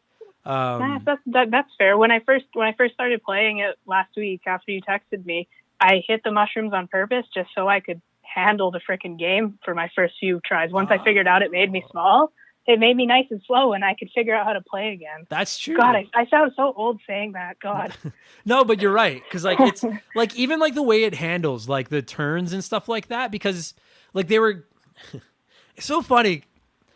I don't know. I'm trying to figure out how to word this because I don't think the game looks bad, but I remember as a kid being like, "Look at this," and now like they're trying to make the walls 3D, but the walls are all completely flat. And it's just like when you hit them, they're like, oh, those are bricks that aren't actually off the screen at all. And I never understood why I guess maybe the Super Nintendo couldn't handle it or something. I don't know. But I never understood why they never raised them off the ground at all. But like, yeah, because there's a few tracks. Like the first couple of tracks are pretty easy. But once you start to like, to me, Bowser's Castles are my favorite tracks. But they're also the ones that can do the most damage if you take like a wrong turn and get stuck on a corner or something. Yeah, or just slide slightly the wrong way and you're in the lava for 4 seconds. Yeah, waiting on fucking slow ass Kidu to come get you, or the fucking or when you get stuck in a thwomp when they come down and you drive into like a wall of 4 thwomps. And then Womp. Right. Okay. So it's not just because I was like, am I just dumb? Like, has every other kid got the patience to just let go of the gas and just wait for the thwomps to go up? Because I'm the one that just like fucking. And I'm like, eventually I'll get through. And you're not getting anywhere until they lift up. Oh, yep. Oh, or when you get hit by something as you're coming up to the thwomps. So then you're dragging ass as you go underneath them and then they squash you. And then everyone is just blowing by and you're like just bending over. Like, does anyone else want to turn? Fuck me, this fucking game. Bowser's Castle, they will fuck you over so hard. But they're some of my favorite tracks of the game when they don't fuck you over. Exactly. God damn. And I like the music in Bowser's Castle too. Honestly, the music in this entire game, literally the first thing when you texted me, I started singing the music. Yeah. Like I was just walking around humming the music to this game, which I don't think, if you played this as a kid, I don't think anyone can forget the music for this game. It's so good. Even just that, like the title track, like that, like, well, I'm not going to hum it. You guys have already, I'm sure I've already played it. I'm sure by the time you get to this point of the podcast, I've already played it. But that initial like, da-da-da-da-da-da-da, like everybody fucking, that iconic screen. Dude, I remember, it's funny, I don't know if you're going to remember this. You'll remember this. Sega used to have a commercial, because remember they used to do the commercials where they just shit on Nintendo, and Sega does what Nintendo don't and stuff. Do you remember the one where they showed like the Sonic game, and it was a car, strapped to like the back of a race car, and it took off. And then they had the old beater van with the TV attached to it, and that showed Super Mario Kart, like the front title screen. Yep. Do you remember? Yeah, you remember that? Yep. I understand what Sega was trying to do, but every time I saw that commercial, it just made me want to go play Mario Kart. Because I saw the title screen, and I was like, yeah, fucking Sega. Smear campaigns. But you're right. The soundtrack fucking bangs in this game. The poison mushrooms are cool. Everybody else is... Oh, dude. I think I ranted about this like 150 episodes ago when we talked about this game the first time. But Mario and Luigi getting nonstop stars compared to everybody else's items is a load of ass. That is such crap. Do you remember that? Agreed. Yep. Oh, and you'd the problem with everyone having the same item, yeah. They'd be on your ass, and you just constantly hear that like like that fucking star music, Yep. star music, and you're like, bullshit. Like, at least make them pick up a box or something. Because I don't know if they were preset. I think they were. But when you'd play as a character, you always had like a rival. Like, there was always one character that would be at the front every, and I think every game is like that because that way it's not just completely random and they all have like 8 points at the end. Like, you need to have a couple people that are contending, right? But you need to have someone to swear at every time you beat one level in the Grand Prix or whatever. You need to be someone and be like, how the hell is Koopa still in second? Or how is Koopa beating me like every single time? You had to know that by the final track, you had to know who all your focus. You were like, I don't even have to win. I just have to beat Donkey Kong. And then I win this track. But whenever you played as a character where you ran up against Mario or Luigi as your fucking rival, I can almost feel the rage all these years later because it was just so unfair that it was just star. And if you're near and then you're getting fucking coins and ghosts, fucking useless. That feather. Actually, the feather was pretty dope. The feather was because this is the only one that had the feather. Oh, that's a good point. Well, because now they have that little music box thing that can hit shells and whatnot. Yeah. But I don't know that anyone else, because would any of the other game? I mean, I guess you could use the feather in any of the new ones, but this is the only one with the feather. The feather was so game breaking if you knew where to use it, because if you jumped at the wrong time, you just jumped out of bounds, even though it didn't say out of bounds. You just had to stop and wait for fuckface with his fishing pole to come get you. But and I'm sure I'm not the only one thinking of it right now. The ghost house, that one ghost house where you come around that corner, and then there's that long, narrow platform. Yep. And if you have a mushroom, or pardon me, if you have a feather, then you jump onto that little narrow platform, and if you stick it, you've won the race. Like, no one is gonna fucking catch you because the computer never uses the shortcuts. Yeah. I always loved that because like every other I just thought of this because like every other game, Mario 64 had shortcuts that like they didn't need. Like, do you remember the one beach one where you'd hit the ramp and you had to go through the cave through the? Yep. You're right. Like, they had actual shortcuts. This game, the entire track is just right there that you can see on the top half of the screen if you're playing it by yourself. There really wasn't anywhere to hide shortcuts, so the feather was kind of like. If you got it, you got an opportunity to shortcut. I love the fucking feather in this game. It was really good in the battle mode too, the feather, because if you had it and could hop over all the little walls, you could pretty much just run the level. Yeah. Oh my god. Fuck. I'm so ready to just splurge all over battle mode. God, I fucking love battle mode. I just thought of this though with the feather. I think part of the reason they probably didn't put it I'm sure you do too. Everybody loves Mario Kart 8. That game fucking owns. Yeah. But imagine if there was an item in Mario Kart 8 like the feather that you would get that you could that if you were lucky enough to get it, you could knock 30% of the track off in a lap. And I know that there's certain shortcuts you could take with a mushroom and stuff like that. I don't feel like any of those shortcuts are nearly the edge you could get with the feather in Mario Kart. Like, I think it would probably break the game today if they put that in. Yeah, more than likely. But God, I love that feather. Before we get away from Grand Prix mode, did you have is there a course or a type of course that was like your favorite? Like, I had a hard on for Koopa Troopa Beach and Bowser's Castle, but honestly, I think those two, like the Bowser ones are fun. The music is really good, first of all. Yeah. And then, I think they're the most fun, and they were like the most interestingly laid out tracks. because like the turns, everything was like 90-degree turn.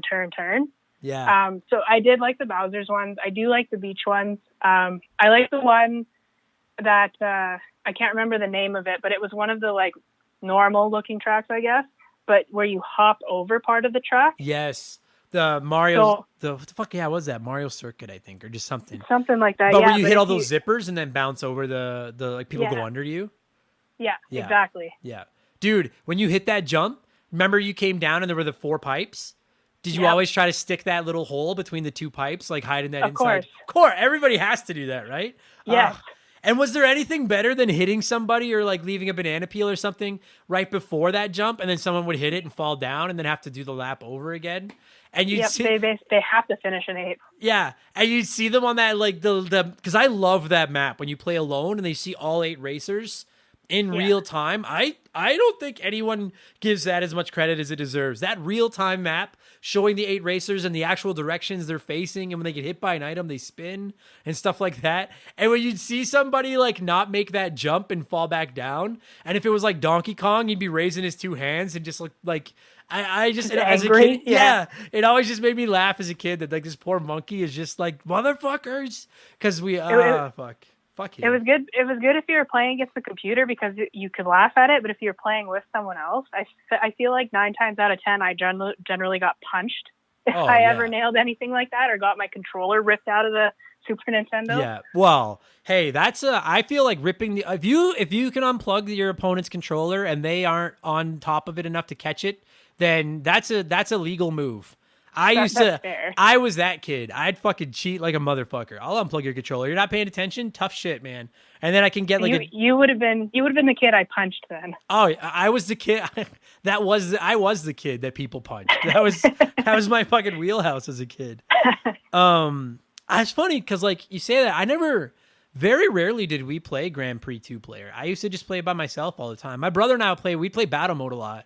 And then I don't did you ever? I never fucked around with time trial. I didn't care about the time trial. No, not really. No, it's boring. I don't know if I can think of a single game. I mean, outside of maybe like a Crash Team Racing or something that had like an objective in the time trial kind of mode. I don't remember if that did or not. But other than that, unless there's a reason to play it, I'm not playing time trial mode. It's boring. Yeah, like in a game like this, it doesn't really seem like 100% completion. Mm-hmm. Like they don't seem like they're a part of it. But if it's something like I play Xbox a lot and I really like achievements, so if it was for that, then I would probably do it. Or like you said, like Crash Team Racing or something where you have to do something in a certain amount of time. But yeah, I don't really care. Or like, and all the ghost mode and ghost racing and stuff like that never really mattered to me. Yeah, agreed. If it had like an online mode where you could like go up against like the world record holder's ghost or something. I mean, and obviously the Super Nintendo game is not going to have an online mode. I'm just saying like something like that maybe, but otherwise, I couldn't care less about that fucking mode. I don't mean to derail because we'll get to battle mode. I don't mean to derail the conversation, but do you play a lot of, have you played Crash Team Racing? Are you a Crash Team Racing fan? I do like it. Yes. Like the original or the new one, like the remake? I've only played the new one. Like I think I played the old one as a kid, like once. But I played the new one a lot, especially last summer when we couldn't do anything else. I was playing it a lot. Mm-hmm. Yeah. Do you like it? Obviously, if you played it a lot. Yeah. I think like obviously Mario Kart kind of started this whole thing, but I feel like any racing game that has kind of like the power-ups and stuff like that, I find them like, I like games like Forza and stuff, but honestly, games like this, it's so much fun, especially if you have someone else to play with. Yeah. Yeah, I agree. These are so my obsession with Mario Kart 8 is that, not to suck my own dick too hard here, but like I'm pretty good at Mario Kart. It's one of the only games that like, I consider myself like very good at. And it's not playing Mario Kart against someone like a friend of yours that isn't good isn't even fun. And they can throw in the blue shell and all that stuff, but like Shaylee doesn't play Mario Kart. If we sat down and played together, like I could give her like a lap and a half head start, and like there's the skill gap just plays too big of role. Do you know what I mean? Yeah. And being able to play a Mario Kart 8 online against just random strangers, I'm never guaranteed to win. Because there's a lot of really good players out there, which is what that's what keeps me coming back to Mario Kart 8 is everyone talks about how Mario Kart is just luck. And I disagree. It's not, though. I disagree. Yeah. I mean, obviously there's some, there's the blue shell is bullshit and everyone can agree that the blue shell sucks and should never have existed. But Sure. I don't feel that it's all luck. Having said that, just quickly to tie that back to Crash Team Racing, I had never played any kart racer aside from the Mario Karts ever. And then I think Crash Team Racing had like a free demo for a weekend or something like a year ago. And that's where I tried it. And I loved it. And I bought it on my Xbox and I 100%ed it on like normal or 101 or whatever. I'm not good enough to do it on hard. That game. Fair enough. That game is. Have you? Like, can you? No. Okay. No, Like, definitely not. I find even like playing through the remake of all the Crash games, it's a million times harder than I ever remembered it as a kid. I love Crash, but those games are vicious. But yeah, for sure. A lot of people, like, well, not a lot, but I know there's a vocal group that feel that Crash Team Racing is superior to Mario Kart. And I was like, you guys are fucking stupid. Like, and I love Crash, but I was like, you guys are fucking stupid. Then I played it and I was like, I don't know if I would say it's superior to Mario Kart. They're two Mario Kart is more loosey-goosey fun. Like, and I'm not saying that there's no skill in Mario Kart, because fuck you. If you don't think there's skill in it, let's play. You know what I mean? Like, there's skill in Mario Kart. But Crash Team Racing is a whole different fucking level. Like, that is, I became completely obsessed with that game for like a month and a half. And I just was mesmerized by how much skill goes into that game. And they'll never make a Mario Kart like that because Mario Kart has to appeal to the masses. But I would fucking love to see a Mario Kart just as vicious as Crash Team Racing. I think that would be so fucking awesome. Yeah. But did you ever play Blur? I don't think so. It was like 360 PS3.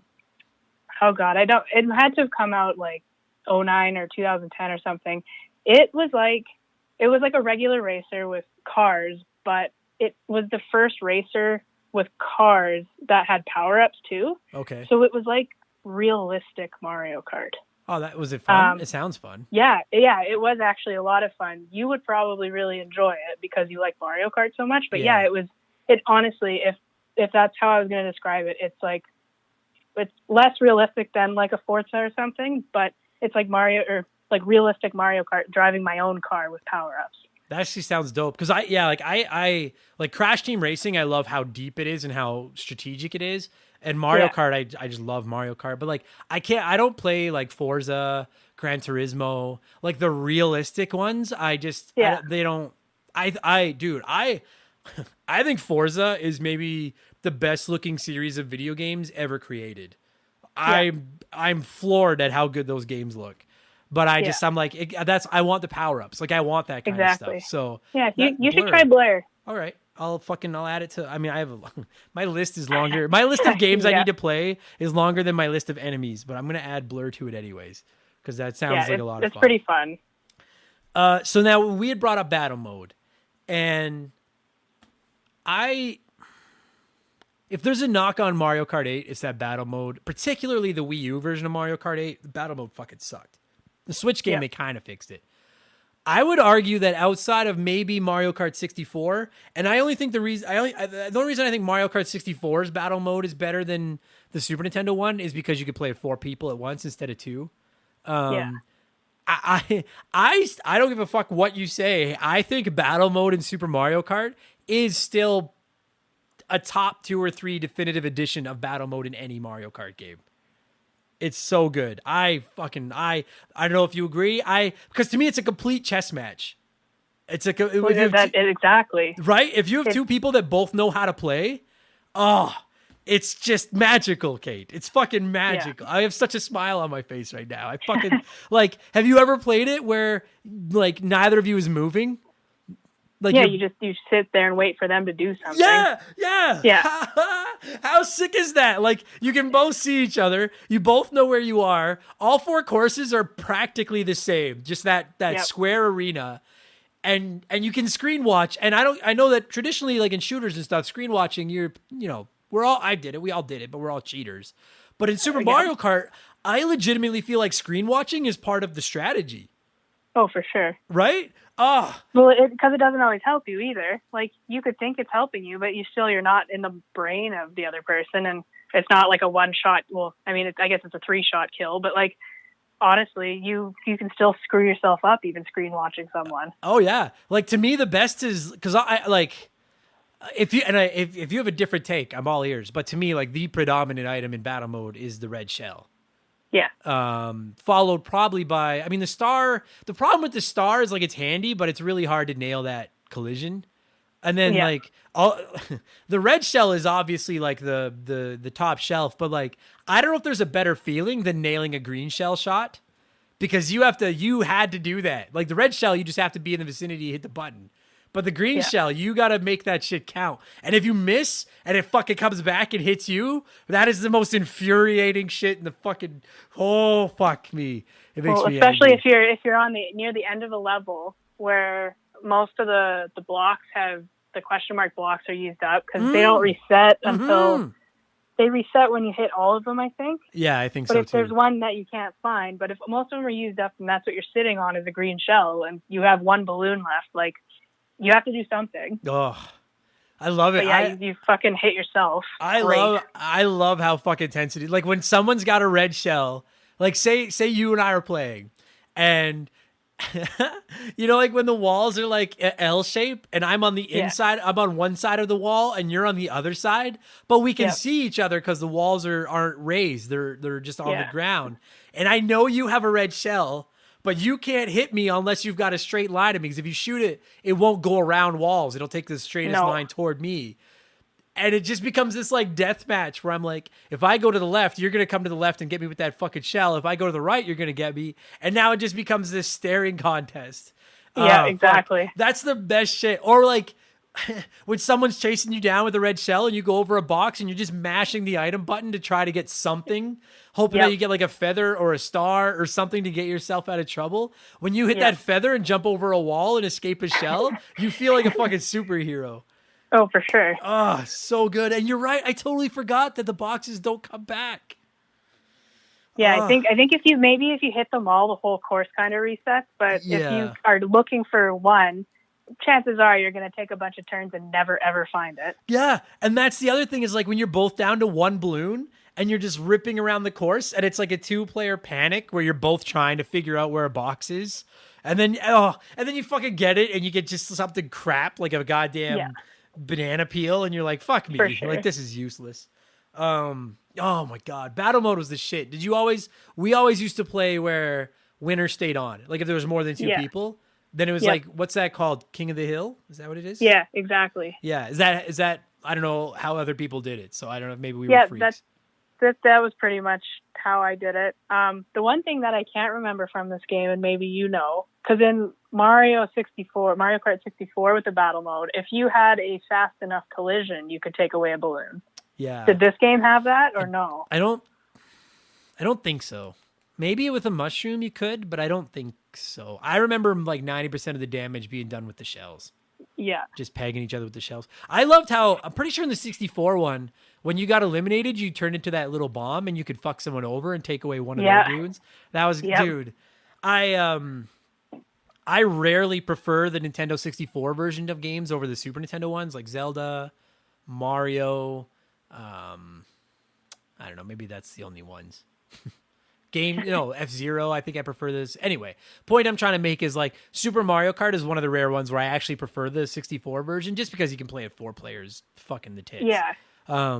But there was just nothing like that one-on-one, and like we would play for hours, the battle mode, fucking hours, just staring each other down and just having like, we used to make tournaments, like you'd make a bracket and play like a little mini tournament out with it and stuff like that. Yeah. My brother and I used to make tournaments where we would each get all 8 characters, and it'd be a 16-person tournament.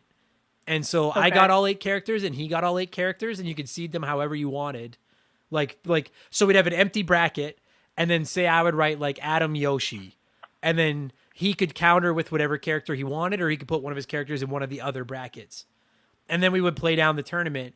And then if 2 of your own characters matched up, then you just got to pick by default who got to go through. And man, we would just like, we'd have like standings, and we would just, we were nerds. But that is like the most in-depth, like drafting NCAA Mario Kart tournament ever. It was awesome. Like we did that. I talked about this in the original episode. I used to make board games out of Mario Kart. Like I would make my own Mario Kart like board, and then we would play it, and like you'd be able to actually pick up the items, and like if you picked up a mushroom, you could, advance 5 spaces, and a red shell, you could hit anyone in front of you and they'd miss a turn and stuff like that.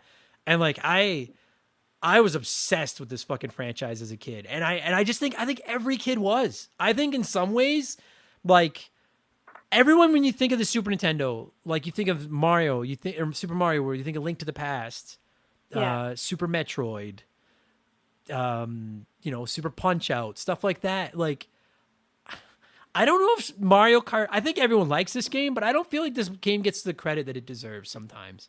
I think too, like, the thing is that this franchise is just it's so iconic, and like most of these games were, and like I said, I think I had my Sega first, then I got a PlayStation, then I got a Super Nintendo. Right. And I didn't get an N64 until it had been out for a few years. So I liked my games and I enjoyed them, but kind of there was for sure like jealousy there because my friends had it. So I needed to go over to so-and-so's house to play it. Like they had it and I wanted it. So yeah, I feel like this was the party game. You know what I mean? Like it's for sure. Like, I mean, obviously it still is, agreed. But like when Nintendo 64 came along, like then they added Mario Party and they added Mario Tennis and Mario Golf and et cetera, GoldenEye and all those games and stuff like that. But like when you think of the Super Nintendo, like I'm honestly open to, if you outside of fighting games, which are a different breed, but like if you're not talking fighting games, is there another multiplayer game on the Super Nintendo that like stands up to Mario Kart? Like, am I not thinking of anything? The only other really multiplayer game is Super Mario World, but you can't play together. Right. Yeah. So, like I know there's gonna be someone that's gonna write in about like Uni Racers or something like that, which like fair enough, but like Super Mario Kart was the like when you had to, like, unless you wanted, like you said, if you want to play Super Mario World or you wanted to play like Turtles in Time or one of those games together, then cool. But like if you wanted to play against each other and have a game that everyone could play, it was Super Mario Kart, and we would just fucking play it over and over. And like I remember as a kid, it's gonna sound stupid, but being fascinated at the idea that like they decided to go karting and they invited Koopa Troopa and Bowser. Like I never understood why they invited them. I don't know if that sounds dumb, maybe, I don't know, but like, well, even at this point too, in the 90s or late 80s, Mario and Donkey Kong didn't like each other either. Like it's a very weird dynamic of people who hate each other and can be friends later. Yeah. Well, and like it's Donkey Kong Jr. So like did Donkey Kong like just drop his kid off at the track for the day and was like, I have to go to work, go play. And then like Mario, Luigi, Princess, Yoshi, and Toad were like, let's go karting. And then Donkey Kong was there. So like, all right, well, he can join your group. And then it's like, did they invite Bowser and Koopa Troopa, or did they decide to come on their own? I always wondered about that. As I became obsessed with Bowser during Mario RPG because I think he is the star of that game. But even in this game, and I never played as Bowser because he was too hard to play as, but I always thought it was so cool that you had the option to play as him. And I was like, why is he there? Like, it just bothers me to this day. Like, why the fuck was he invited? And also, Kate, why did they decide to make this game? Like I get that they wanted to use the technology and stuff, but who was like, we should just take all of our famous characters and make them go karting? Do you know what I mean? Yeah, it's such a weird idea that someone had to have had in like a dream or something, but it's just crazy how it comes up because you have all of the Mario like platformers. So you have all of these adventure games, and you have a bunch before this came out. Yep. And then you have Mario Kart, which just opened the floodgates for you make Mario do anything. Yes. Mario can cook. Mario can play soccer. Mario can play tennis. Like Mario can fight. Now they have like Super Smash Brothers. Like it's insane. Whoever came up with this $1,000,000,000 idea to make Mario do something other than run from left to right. Yeah, that's a great fucking point. Is just like, I feel like not only does Super Mario Kart deserve credit for obviously launching the Mario Kart franchise, which is worth billions and billions of dollars, but you're right. Like before Super Mario Kart, you didn't have Mario Golf, Mario Tennis, Mario Party, Super Smash Brothers, Mario Baseball, Mario Soccer. And you're right. Now, like this was like, I might be wrong. And if I am, someone's going to fucking yell at me. But aside from stuff like Dr. Mario and things like that, like this was the first time they took those characters and I don't want to necessarily say like humanized them, but like took them away from the platforming and were like, look, they're just a bunch of regular characters that can do normal things. Yeah, And then, exactly. And then, like you said, it just spun everything. And I'll tell, like, there's obviously they were, they wanted the game to do well, and the game did do well. And they were probably excited that the game did well. But when they started developing this game, no way they ever imagined. Forget even all the spin-offs like the Mario Tennises and all that stuff. No way they ever imagined that Mario Kart would become, dude, Mario Kart, pardon me, Mario Kart 8 on the Switch is, Animal Crossing might have passed it by now, but without Animal Crossing, it is the best-selling game on the Switch. Like, it sold more than Mario Odyssey, sold more than Breath of the Wild. More people want to play Mario driving go-karts than they want to play Mario being Mario. Well, and the best part about that, too, is that game, in reality, is like 8-9 years old, because it was on the Wii U. Yeah. So, like, and it's still the best-selling game. That's fucking it's insane. It's wild, man. And like, I still think we're gonna get a Mario Kart 9 before, because the thing is like, if I'm not mistaken, Super Nintendo had a Mario Kart 64, GameCube, Wii U, and then the Game Boy Advance had one. The DS had one. Yeah. The 3DS had one. Yeah, they did. And then the Switch got the Wii U one. And admittedly, the Wii U one is spectacular. Like, it's Mario Kart 8. For sure. But, like, this will be the first console that doesn't get a brand new Mario Kart game if it doesn't get one. Aside from, and fuck off with your Virtual Boy. Get the fuck out of here. Like, oh, well, the Virtual Boy never got. Like, I know I'm going to hear that. But this is the first time. And it's like, I believe it in my fucking, in the depth of my big fat heart that we're getting Mario Kart 9 on the Switch before the Switch ends. And when it comes, it is going to make so much fucking money. It's for insane. sure. I bet it drops with whatever Switch Pro. Yeah. Whatever it is, it's like the launch title for Switch 2.0. Yeah, whatever that thing ends up being. Yeah. Fucking sick, man. Like, I'm looking at reviews online right now for Super Mario Kart on the Wikipedia page, and it's like 9.4, 9 out of 10, 93, 10 out of 10, 9.5, 10 out of 10. Like, it's one of the best-selling games on the Super Nintendo. It is one of the funnest games on the Super Nintendo. It launched one of the biggest franchises ever. If you don't think the game holds up today, I implore you, spend half an hour with it. And by the end of the half hour, you'll be like, oh yeah, like the muscle memory will come back and it'll fit again. I was torn on if we should even revisit this game, because I was like, is there really even more to say about it? But I won't lie to you, at the end of the day, I just really wanted to fucking talk Mario Kart again, because we'll start wrapping this thing up, but like, everything about this game is why I feel like the 90s were the golden era of video games. It's fun to look at, it's fun to play, everyone played it, I still think it looks cool. It's such a magic, it's just such a magical game to me. I adore this fucking video game. I really do. I agree with you 100%. It brings back, like, at least for me, it brings back a lot of what I remember as the beginning of my gaming career. Yeah. Like, or career, I guess. I don't get paid to do it. I wish I did, but yeah, it holds up, honestly. I'm just reading a point here that I never even thought of. Not only did this launch like all the Mario spin-offs and launch obviously Mario Kart, but like, it kind of invented the kart genre, like, as a whole. Like, I don't think there was one before this. And it was all just like regular racing games. Like, yeah. And now I can't even really think of that many. Like, Excite Bike. Yeah, there was Excite Bike. I mean, I think F-Zero came out before this, but which was also Nintendo. I mean, like, RC Pro-Am was rad, like Rad Racer. But yeah, no, you're right. Like, this was one of the first big racing games. And then you look in like Diddy Kong Racing, Crash Team Racing, Sonic Team Racing. All those kart racers came because of Mario Kart. Everybody saw how much money Mario Kart made and was like, well, we could fucking put our characters in go-karts. You know what I mean? Exactly. Like, anyone could do it. But this was the first one. It says here that the Guinness World Records ranks it at number 1 on a list of the top console games of all time based on initial impact and lasting legacy. So it's ranked number 1. And they're I hadn't seen anything like this before. I thought this was like, I don't know. We're just going around in circles now. I love fucking Mario Kart so much. So happy. It's such a great franchise. Yep. Okay, I feel good. I feel better.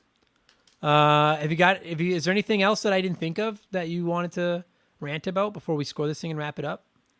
I don't think so. Besides, again, wanting to punch someone for tossing me off that cliff in that one level. Honestly, like, this game, it's what's a good word to describe it? It's magical. It is. It's honestly, it's a great game. I honestly feel like, admittedly, I'm a Nintendo fanboy. I always throw that disclaimer out there, but like, to me, this game is like as magical as Super Mario World or Link to the Past or Donkey Kong Country or insert your favorite Super Nintendo game here. Like, it's just like the memories I have of this game from my childhood are just so treasured. Like, I adore this game so much. Yep. Yeah. All right. Well, I mean, how the fuck are we going to score this thing? There's more than 8 Mario. Well, there's 8 racers, so we'll go with that. Yeah, all right. Eight characters. Yeah, there's 8 characters. So on a scale of 1 to 8, what would you score Super Mario Kart? Honestly, it's so good. It's a good game in itself. I'll give it a 7.5 because Toad is only half a character. Well done. I was trying to figure out a way to like, because I had that number. I was gonna do 7.5 because it gets the Super Mario World tax where it is in Super Mario World. But I was like, I don't want to be morbid and be like, oh, I have to cut one of the 8 racers in half to make it that. But that's way better. 7.5 because Toad's only half. Even though someone's gonna be like, Koopa Troopa is the same size as Toad. Fuck off. It's 7.5 because Toad is only half a character. I agree with that. Although, dude, have you seen that picture floating around of Toad where they lift off the dome, and it turns out that like his nostrils are actually his eyes? Yes. Yes. I have a hard time looking at Toad now because of that. I hate that. Nobody send me that anymore. I fucking hate it because I like Toad, and you're just fucking with them here. But 7.5. What a great fucking like. I know we have this effect on people with the podcast sometimes, but like I kind of want to play this now. Like I kind of want to fire up Mario Kart and play it now. You should. Maybe I will. I got to make dinner, but maybe after dinner I will. Fair enough. Listen, Kate, thanks for, you know what? As a Sega kid, you fucking brought the heat. That was nice. It was nice talking about a Super Nintendo classic with a Sega kid. That felt good. I feel like we're breaking down walls here. We're changing the world. I can't hate on a game that's good. And if you can't respect that the game is good, then maybe you've got your own issues to figure out. But yeah. I grew up with Sonic. I still am a Sonic fanboy, but I can love the Nintendo. Fucking rights. Dude, why? Have you ever okay, sorry guys, we're gonna end this in a minute, but like have you ever played any of the Sonic racing games? Like are any of them good? Like Sonic Team Racing or anything? If I get my fanboy card I just flaunted taken away from this, I'll be really sad, but I can't say that I have. Okay. I can't remember actually ever playing a Sonic racing game. Am I? And I'm gonna hang up and be like, oh yeah, except that one time. But honestly, I can't say that I remember racing Sonic. Am I not? Like, am I the only one who's kind of like? Isn't his whole gimmick that he's fast? Like, I really thought that, like, I remember seeing some Sonic racers and I just was like, why is he in the cart? Like, why isn't he just running? And then maybe I thought, it's like the Flintstones. He is running. Oh. He's got his feet out of the cart.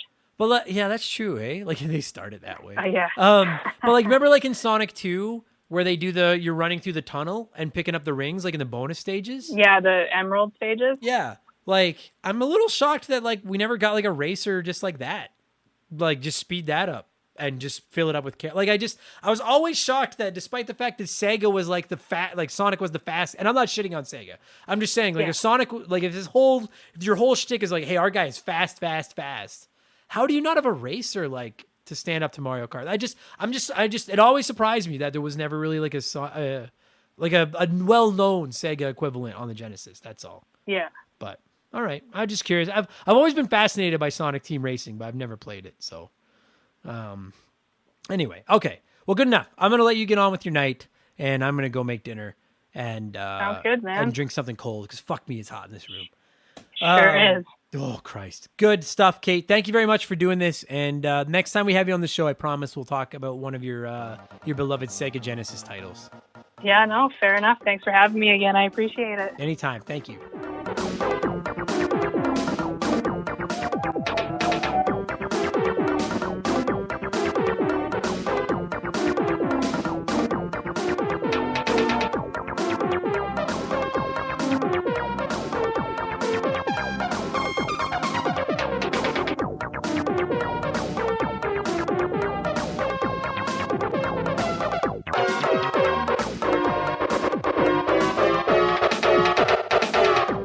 That's going to do it for this week's episode. Thank you, everybody, for listening to the show. I appreciate it very much. And, of course, Kate, thank you for taking time to give me a shout and talk Super Mario Kart with me. I really, really appreciate it. And I'm sorry that you were never allowed to play as Peach. That's bullshit, because she's awesome in this game. Listen, everybody, if you're enjoying the show, if you don't hate it, I mean, you could support us on Patreon. It's only $2. There's over 100 bonus podcasts waiting for you, 2 additional podcasts waiting for you every week. And they're all downloadable onto your phone. Plus, you can join our Discord. You can write in to play one, remake one, erase one, and do all those types of things. Blowing in the cartridge, all that. You can DM with me. You'll get a shout out. It's probably the best value in the history of the universe. But I will say, if you're listening on Wednesday, June 30th, wait until tomorrow. Because if you sign up today, you're going to get charged today and again on July 1st. So sign up tomorrow, July 1st. You get the whole month of July for just that $2 before you're going to get charged to get it. You can decide if it's worth your time. Patreon.com/rememberthegame. And you know what? If you don't want to shell out the couple bucks, I understand. I don't ask for these that often, but just leave us a good review on wherever you're listening. If it allows reviews, I think those reviews help us. I actually might start a campaign where I'll release like a bonus podcast, just a one-time thing, if we can get so many reviews. Because I don't know if they help with the algorithm, but I think they do. And plus, they just make me feel nice when I read good reviews. So you could do that. And you can find me on Twitch. My schedule is completely fucked up now, so your best bet is to just follow me, completely free. Look for Member the Game on Twitch, not Remember the Game, Member the Game. And then you'll get a notification whenever I go online, and you can come by and see my face and make fun of me if you want. And I play games and usually rage, and it's lots of fun. And I think that's it. I think that's going to do it. I think we're going to shut it down right there. Game Patch is coming on Friday for our Patreons. We'll talk about all the biggest gaming news. Expansion Pass this Sunday will be my spoiler-free Ratchet & Clank Rift Apart review. And I'll be back next week with episode 156 of Remember the Game, which will almost certainly be Zelda 2, The Adventure of Link for the NES, which won our Patreon poll last month, and I just took too goddamn long to get it done. My apologies, but that'll probably be your episode next week. Thanks for listening, everybody. I appreciate it. Stay safe if you're in this fucking heat wave. Look after each other. Look after your dogs. Don't do anything stupid. Fucking... Nah, you know what? Our listeners aren't stupid. It's the other people that don't listen. If you don't listen to Remember the Game, you're stupid. That's the point. All right. Thanks, everybody. Talk to you soon. Cheers. Remember the Game is brought to you by our Patreons. I could not produce all the content I'm churning out these days without all of your support. So I would like to take a quick moment to thank everyone that has supported us at patreon.com/rememberthegame. And a couple of quick footnotes. I record this at the beginning of the month, so if you sign up during the month of June, thank you very much. You'll get into July's month-end shoutouts because we're over 300 people, and I just can't fucking record this every week because it's a mile long. So 306 names, and I'm probably going to fuck a bunch of them up, and I'm reading them in a random order, so I don't know where you'll be in here, but a huge thank you to Danny Proudfoot, Lukey Mole, Joshua J. Hazelman, Swanee, Dan Taylor, The Gray Bearded One, Borrow, Tunable Power, Eden Awaits 1981, Burger Rock, Benjamin Johnson, Jared Bouchelian, Kyle Dodd, PP Poo Poo, Cuckoo Pants, Kaiser Dragon, Ryan Groinus, Rob Strothman, Astro Alpaca, Daniel, The Shauner Honor, Trapper Keeper 1000, Leon Nabskog, Master Boyd, Darth Obvious, Paul Holder, Nerdy Retro Gamer 86, Daniel Stildum, Lee Evans, Kenneth Michael Brown, Emily Luna, Jerry Robinson, Branklin Jeers, Tristan, Game Nomad Messi, David Moore, Broken Spoilers, Matthew Day, Plucky B, Super Dave, Owen the Game Fur, Chuck, Brianamite, Joe Kirby, Dale Baker again, Ian Watch, Jeff Bergeron, Paul, Ronnie Sachs, Hammond Egger, Josh Valentini, Chance McCoy, Sean Radford, Karth from KOTOR, Scott Roseberry, Shannon Willis, Astral Soul, Big G, Classic Crusade, Chris Story, Russell Aldridge, El Sock, Adam Fair, Tom Maya, Oprah's Iron Fist, The Old Man of Gaming, A Sharp J, Lee Sparks, Zonko 504, Scarlett, Kyle Bolton, Chris Freeman, Tom Calvert, Seth Mayfield, Jose E. Marco, Titan 420, S2 Von 5000, Bones 02, Guest House Productions, K Cuz, Candido, Born to Do It, Daniel McKee, Dan Wagner, Elijah 232, Joseph Gonzalez, Tim Chambo, Captain Cool, Explode Processing, Nathaniel Shelley, Swedish Fish, Omega 88, Tense Sparkster, John DeShazo, Squints, Gary Heather, Corey Street, David Phillips, I Worked at Subway, Raul Aguiar, Joel LeBlanc, Johnny CCDC, Wolf Magic 2K1, Paul Zoe, Fob, Kerry Waka Waka, Ryan McCown, Trevor Seven Oaks, Mike Burks, Nathan Freak, Too Loud for the Crowd, Pizza Power, Matt McLean, Doogie, Logan Hale, J Mix MC, Cody Poland, Murat Pepper, Spencer C. Weiss, Chris Copland, Electronic Emotions Program, K-Jam, Lord Finish, Aaron Baker, Dane, Goth C, Good A, Mega Man 2 OG, McJunior, Jafar, Rogue Agent, Kinslayer, Thor the Hammered, Stefan Fukasawa, Joshua Davis, John Byrne 86, Andy Hudson, Retro Bismal, Sam Wright, Seriously Rob P, Derpimus Prime, Mr. Meeseeks 406, Ninja Lunchbox 79, Wolfgang Darren, Boognish, Brendan Hine, Troy Zuniak, Brian Robbins, Ferdy Martinez, JP Retromania, AJ Freeman, AJ Jones, Kevin, The Anti-Spatial Podcast, A Novel Console, M. Felf, Zoo Troy, The Honest Pokemon Trainer, Sean Clifford, Pie Messiah, Jesse Clark, Kelly, Rodrigo Tomazzi, Derek Jane, Mercury 869, Mad Shibs, Potato Bob Guy, That One Kid Nick, Dana Wucherall, Amy Gillen, James Anderson, MPG in Buffalo, Pat Duddy, 8-Bit Boovie, Poops Loomis, Raging Demon, Mr. Satan, Tony Sherichetti, Silver Grunion, Peebs, Wolverine Films, David Schnatterer, Martin Greenwood, Dominic S. Thompson, Tim L., Adam Beasley, G9 PSX, PB McFadden, Jared the Giraffe, Tim Rial, Starl Probin, Jay Clutch, Very Cool Dude, Vincent L., X Water, Retro Ghosty Ghost, Ryan Bayshore, Christopher Russell, Mike Maloney, Defunct, Tommy Reynolds, Ryan Kinchin, Arpad Bodos, Jer Bear, S2S, Adam J, Zane Donovan, John Quack, Ryan Yeager, Morgan, Geek Life Radio, David Ray, Danny Vega, Tom Kite, Brian Medeiros, Andre SJA Flash, A-Town, Mark Jones, Nathan Tremblay, Chris Knife 007, White Burrow, Miles from BringBackRetro.com, Brian Ransom, Mr. Nick, Michael Hegg, The T-Word, Miklos Blackshaw, Aaron Lawson, Stitch, Dario Omen, Adam Oshirello, Jeff Johnson from Game On GNT, Craig Rutt, Leon K, Scott Brooks, Yamcha, Wyman Brooks, Chuck Schlarp, Chris Campbell, Brandon O'Brien, Mackenzie Wheeler, No One Cares, David Thompson, Dan T, Aaron Cuphall, Adam Anderson, Ben Busha, Matt Brown, Lil Buddy Fufu 89, Mark 209, Kyle Paul, Vlad Steed, Nick Sills, April Zade, Alex Martinez, Brian McKay, Fraser Burns, The Good Enough Gamer, Jason Cortez, Kevin Huffer, How, Dylan, Jordan, Desert Tortoise, Joe Mack, They Call Me Badger, Kate Roberts, Luca Rescanito, Divolk, Gary C, Andrew Wright, Rex Sheldon, Scott V, Charlie Medeiros, Josh Morgan, Chris Fleury, Doug Dorn, Evan Refuse, Slick Rick, Ben Booyah, Ashley Cronenbitter, Nathan Warzica, Joe Gillespie, DNA Gaming, Dave McGee, Sean Razine, King Bahamut, Robert Lippa, James Clark, Chris Sumner, Keegs and his stupid arrow handle, Jeffrey Mathis, Joshua Shenfield, Fake McHugh, Michael Mathis, Tyler Freezer Burnt, Stupid Monkey, Andre Sharonic, Ben Drinkin, Joe Buck, Todd, Makeshift Money, and Dave. Holy ass. 5 minutes? Fuck me. It's best problem in the world to have. Thank you all so much for the support. Consider it a badge of honor if I fucked up your name, which is probably about 2/3 of you. Much appreciated. Talk to you soon. Cheers.